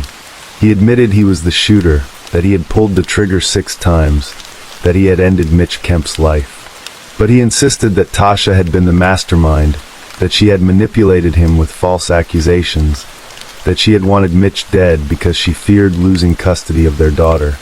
During his testimony, Greg apologized to the Kemp family, telling them that it was only after Tasha left him that he realized he had killed an innocent man. The prosecution argued that Tasha Fields had orchestrated the entire murder because she wanted sole custody of Lexi. They suggested that with Mitch dead, the custody battle would end, and she would have complete control over her daughter's life. Prosecutors described Tasha as a master manipulator, someone capable of spinning elaborate lies and using people to achieve her goals. First Assistant Prosecuting Attorney Richard Hicks told reporters that lying was like breathing to Tasha, that after reviewing 10 hours of interrogation footage, he did not believe she was capable of telling the truth. The defense, led by public defender Paul Hood, challenged Greg Morton's credibility, pointing out that he had every reason to shift blame to Tasha as part of his plea agreement. They questioned whether a man who had confessed to murder could be trusted to tell the truth about the circumstances surrounding the crime. The defense referred to their client throughout the trial as Tasha Fields, using her maiden name rather than the various married names she had acquired over the years. Tasha herself did not testify during the trial, exercising her right to remain silent. The jury never heard her version of events directly from her lips, never had the opportunity to judge her credibility for themselves. Instead, they heard recordings of her police interviews, saw the investigators' notes, and listened to Greg Morton describe how she had allegedly manipulated him into murder. The trial lasted more than a week, and when closing arguments concluded, the case went to the jury around 1:30 in the afternoon. 7 hours later, after careful deliberation, the jury returned with their verdict. Tasha Fields sat motionless as the foreman announced that she had been found guilty of first-degree murder and armed criminal action. The courtroom erupted in emotion as the verdict was read. For the Kemp family, who had waited more than 5 years for justice, the conviction brought a measure of closure, though the pain of Mitch's loss would never fully heal. Tracy Kemp, Mitch's brother, spoke to reporters about the toll the case had taken on their family, saying it was hard to express the number of lives that had been affected. The Kemp family was described as very strong, bound together by their grief and their determination to see justice served. Interestingly, some members of the Kemp family expressed sympathy for Greg Morton, despite the fact that he had been the one to pull the trigger. Tracy Kemp said that knowing what Tasha was capable of, they could tell Greg's apology was sincere, and that he actually felt sorry for him. It was a remarkable statement, reflecting the complexity of the case and the belief that Greg had been manipulated into committing murder. For Greg Morton's family, the trial was a nightmare come to life. His sister, Shari Batye, attended the proceedings and heard for the first time the full details of what her brother had done. During his time in jail awaiting trial, she had not been allowed to discuss the case with him during visits and phone calls, so she knew little of the circumstances. Learning that her brother was a murderer was devastating. She told reporters it was like a nightmare, that things like this did not happen in your family. After the verdict, she hugged Carolyn Kemp, Mitch's mother, expressing sorrow for what her brother had done. On August 16, 2010, Tasha Fields was sentenced to life in prison without the possibility of parole, plus an additional 20 years for the armed criminal action charge. The judge showed no leniency, reflecting the jury's determination that she had played a central role in orchestrating Mitch Kemp's murder. Greg Morton, true to his plea agreement, was sentenced to 19 years in prison. He is scheduled to be released in 2027 at the age of 58. Tasha Fields has never stopped maintaining her innocence. She insisted that she did not know Greg was planning to kill Mitch, that Greg acted in a premeditated, jealous rage. She described Greg as methodical and calculated, as someone who planned the entire day without her knowledge. She said that when she saw Greg shoot Mitch 6 times, time stopped, that the world moved in slow motion, and that she was terrified she might be next. According to Tasha, she had no choice but to go along with Greg after the murder, because she knew what he was capable of. Tasha also disputed the prosecution's theory about the custody battle being her motive. She pointed out that the last time Mitch had seen their daughter Lexi was on her first birthday, suggesting there was no active custody threat. She claimed that prosecutors used Lexi as a pawn in the trial, creating a motive that did not actually exist. She accused Greg of lying on the stand, saying he told a story she does not know where he got, and that he shot Mitch simply because he wanted to. The most bitter pill for Tasha appears to be Greg Morton's upcoming release from prison. While she faces life without parole, Greg will walk free in his late 50s, having served his 19-year sentence. She has called this an injustice, arguing that the person who actually pulled the trigger is receiving far less punishment than she is. In 2017, Tasha filed a motion seeking a sentence reduction, but her request was denied. The case of Tasha Fields and the murder of Mitchell Kemp raises profound questions about truth, manipulation, and accountability. Two people told two very different stories about the same crime. One claimed to be a victim of manipulation, driven to murder by lies and emotional abuse. The other claimed to be an innocent bystander, forced to witness and cover up a murder committed in jealous rage. The jury believed Greg Morton's version, concluding that Tasha had lured Mitch to his death, and that she bore greater responsibility for the crime than the man who actually fired the shots. What remains undisputed is that Mitchell Kemp, a 39-year-old man with a young daughter, was shot 6 times and buried on a farm in South Boone County, Missouri. His body remained hidden for nearly 4 years, his family left to wonder and grieve without answers. When the truth finally emerged, it revealed a story of tangled relationships, competing accusations, and a murder that two people committed together, even as they blamed each other for it. The Kemp family has closure now, though the kind of closure that comes from a criminal conviction can never fully heal the wound of losing a loved one to violence. Mitch's daughter Lexi grew up without her father, caught in the middle of events she was too young to understand. Greg Morton's family grapples with the knowledge that someone they loved committed murder, even as they struggle to understand how it happened. And Tasha Fields sits in prison, maintaining her innocence, insisting that history has judged her unfairly, that she has been held accountable for crimes that were not truly hers. Whether she is a master manipulator who orchestrated a murder or a woman who made terrible choices in the aftermath of a crime.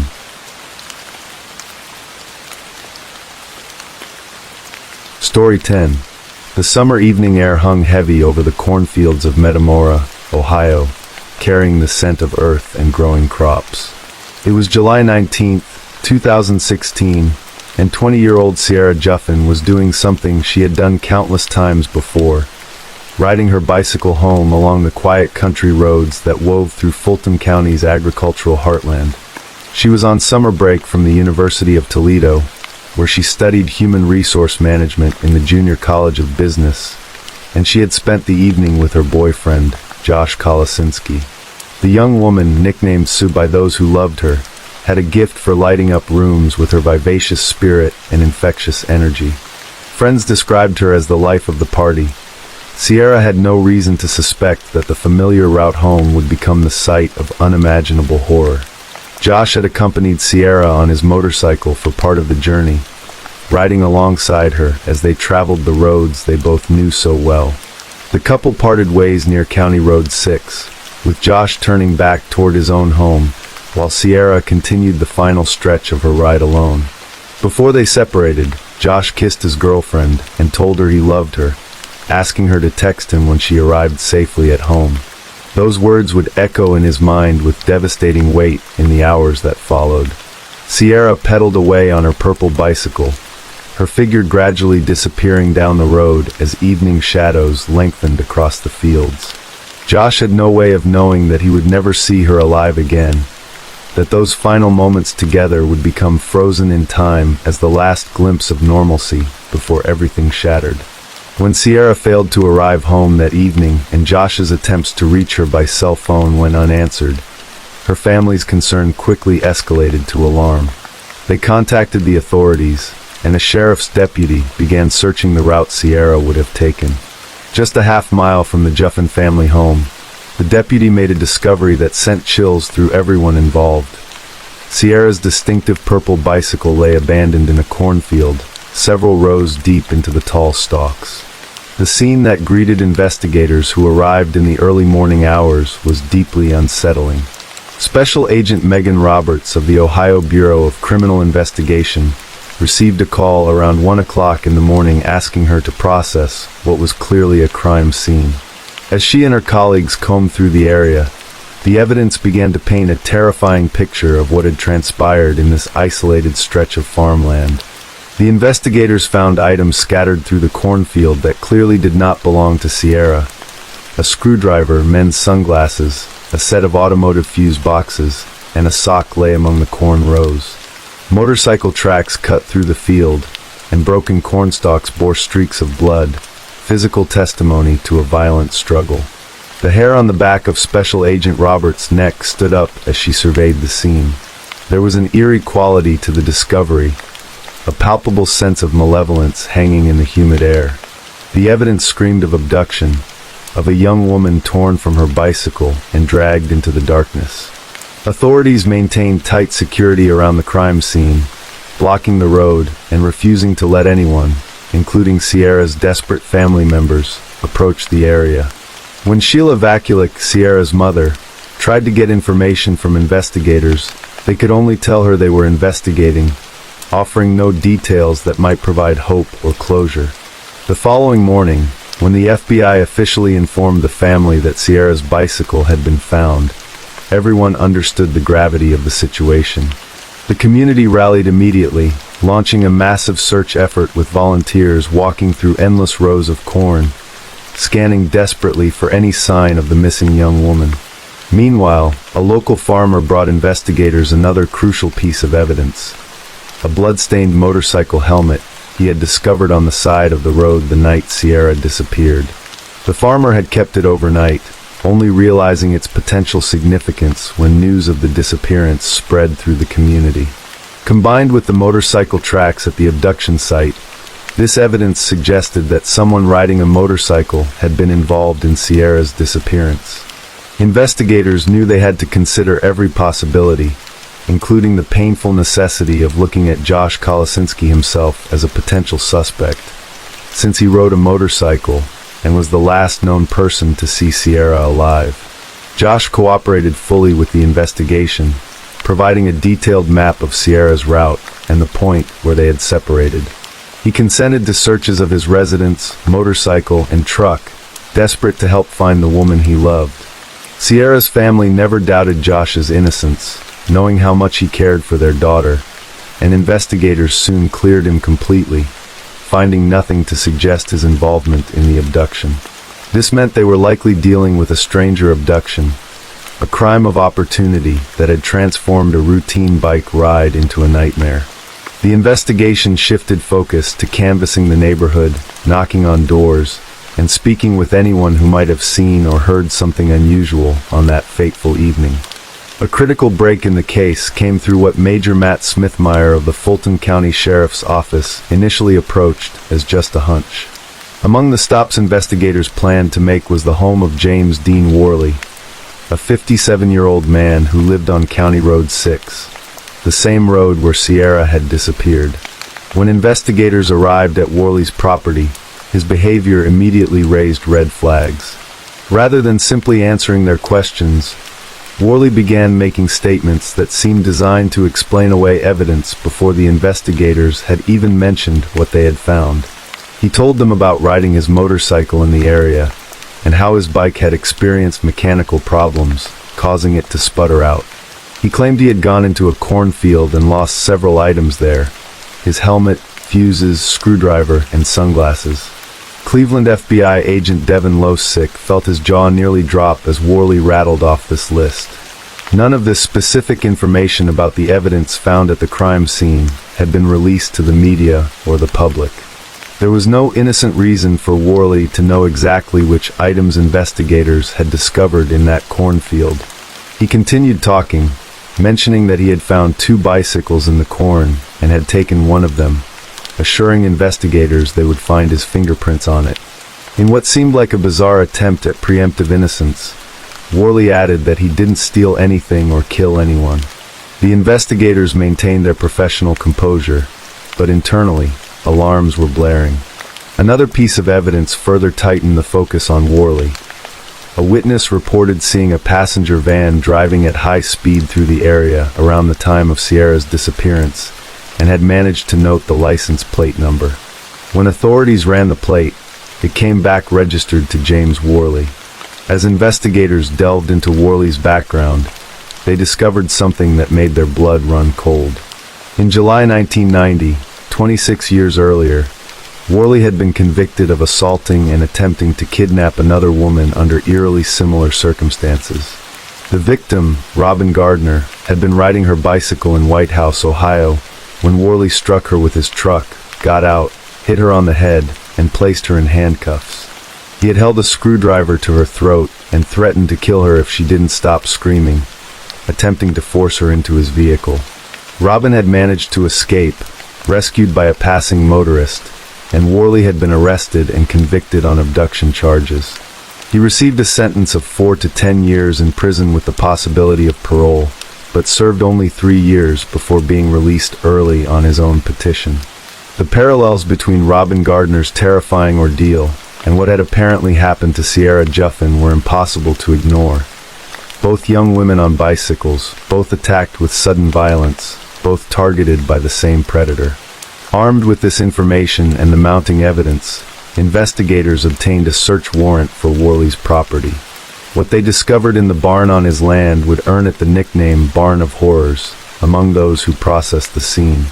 Inside a green chest, investigators found several pairs of women's wear, some stained with blood, along with restraints and recording devices scattered throughout the property. Perhaps most disturbing was a carpet-lined freezer, empty but stained with blood, buried underground in the barn. Blood was found on Worley's motorcycle, and his truck contained zip-tie restraints and a ski mask. DNA analysis would later confirm that Sierra's DNA was present on a piece of duct tape and an inflatable mattress found in the barn. Cell phone records placed Worley at the scene of the abduction for nearly 2 hours during the time Sierra went missing. Perhaps most chilling of all was a discovery investigators made while reviewing Worley's history. After his 1990 conviction, he had told a court-mandated therapist that he had learned from each abduction he had done, and that the next one he was going to bury. These words took on horrifying significance in light of Sierra's disappearance. On July 22, 2016, 3 days after Sierra vanished, James Worley was arrested and charged with abduction. The nightmare for Sierra's family was about to deepen even further. Later that same day, around 6 o'clock in the evening, Sierra's remains were discovered in a shallow grave in a cornfield along County Road 7 in Delta, Ohio, approximately 2 miles from Worley's property. The condition in which Sierra's body was found spoke to unimaginable cruelty. She had been hogtied, her wrists handcuffed and bound to her ankles behind her back. A large plastic toy had been forced into her mouth as a gag, inserted with such force that it broke one of her teeth. She was wearing an adult diaper. The autopsy determined that Sierra had died from asphyxiation caused by the gag. There was no evidence of physical assault. When Sheila Vakulik learned that her daughter's body had been found, the moment was indescribable in its horror. She later recalled that everyone was sobbing and crying, falling to their knees, the discovery literally sucking the life out of everyone present. Based on the forensic evidence collected from multiple crime scenes, investigators pieced together the sequence of events that had led to Sierra's death. They believed that Worley had passed Sierra on his motorcycle as she rode her bicycle home. He had then hidden in a cornfield further up the road, waiting for her to approach. When Sierra rode past his position, Worley attacked, striking her in the head with his motorcycle helmet, the same helmet the farmer had found by the roadside, now bearing her blood and DNA. The blow had likely knocked Sierra unconscious, or at least disoriented her enough for Worley to gain control. Evidence suggested that Worley waited in the cornfield with his injured victim until darkness fell, at one point even calling his brother to claim his motorcycle had broken down. Prosecutors would later argue that Worley was actually next to Sierra in the cornfield when he made that call, establishing an alibi while his victim lay helpless nearby. Once night had descended over the fields, Worley rode his motorcycle back to his home, less than 5 miles away, and returned to the abduction site driving his van.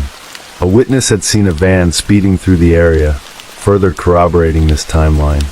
Worley transported Sierra to the barn on his property, where he kept her restrained. Evidence of Worley's web browsing history showed he had been watching videos up until the time the crime was committed, including searches for disturbing terms like hogtied teen, stranded, and helpless. At some point during her captivity in that barn, the gag forced into Sierra's mouth caused her to asphyxiate.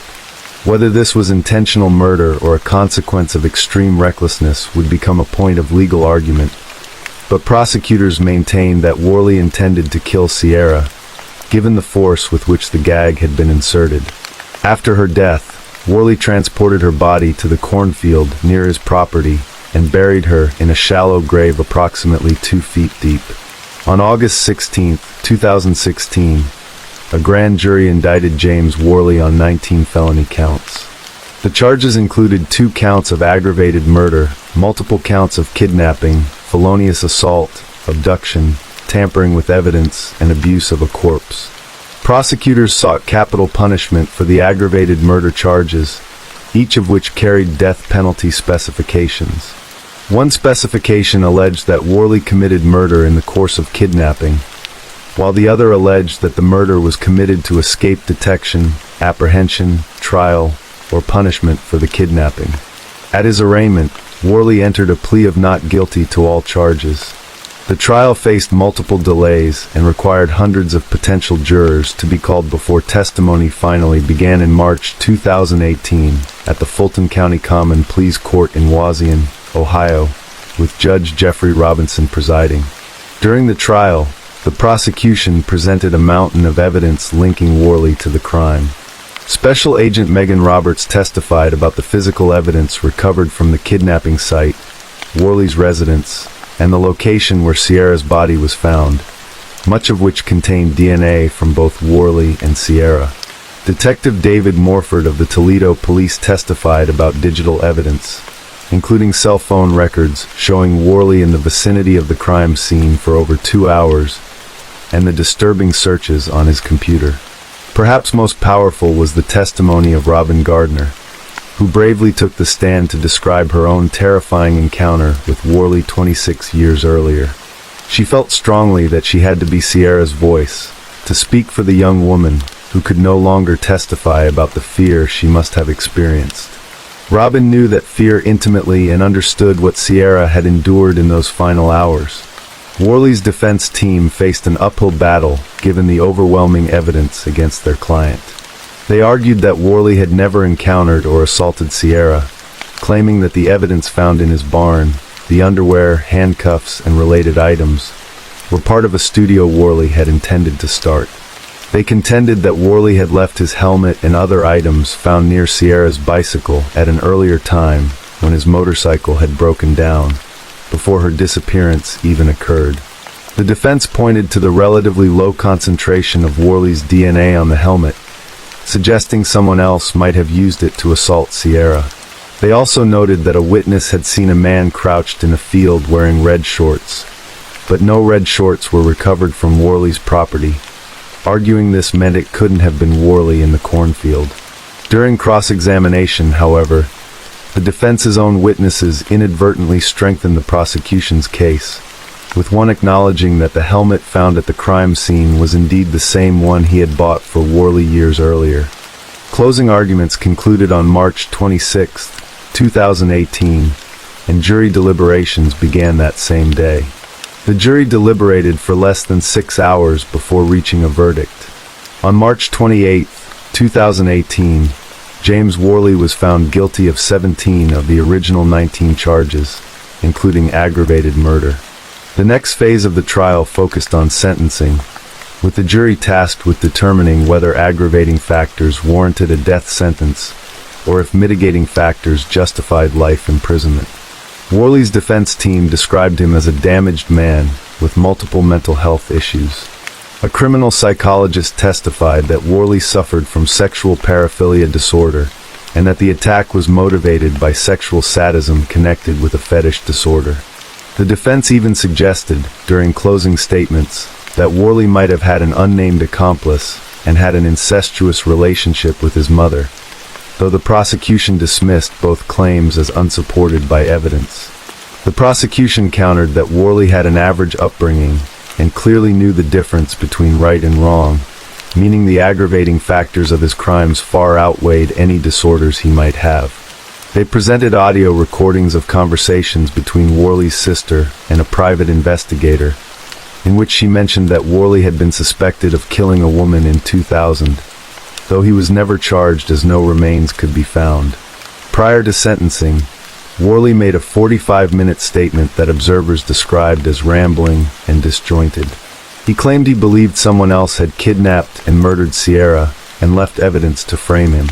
Members of the gallery became upset when Worley described Sierra as a beautiful girl, with some leaving the courtroom in distress.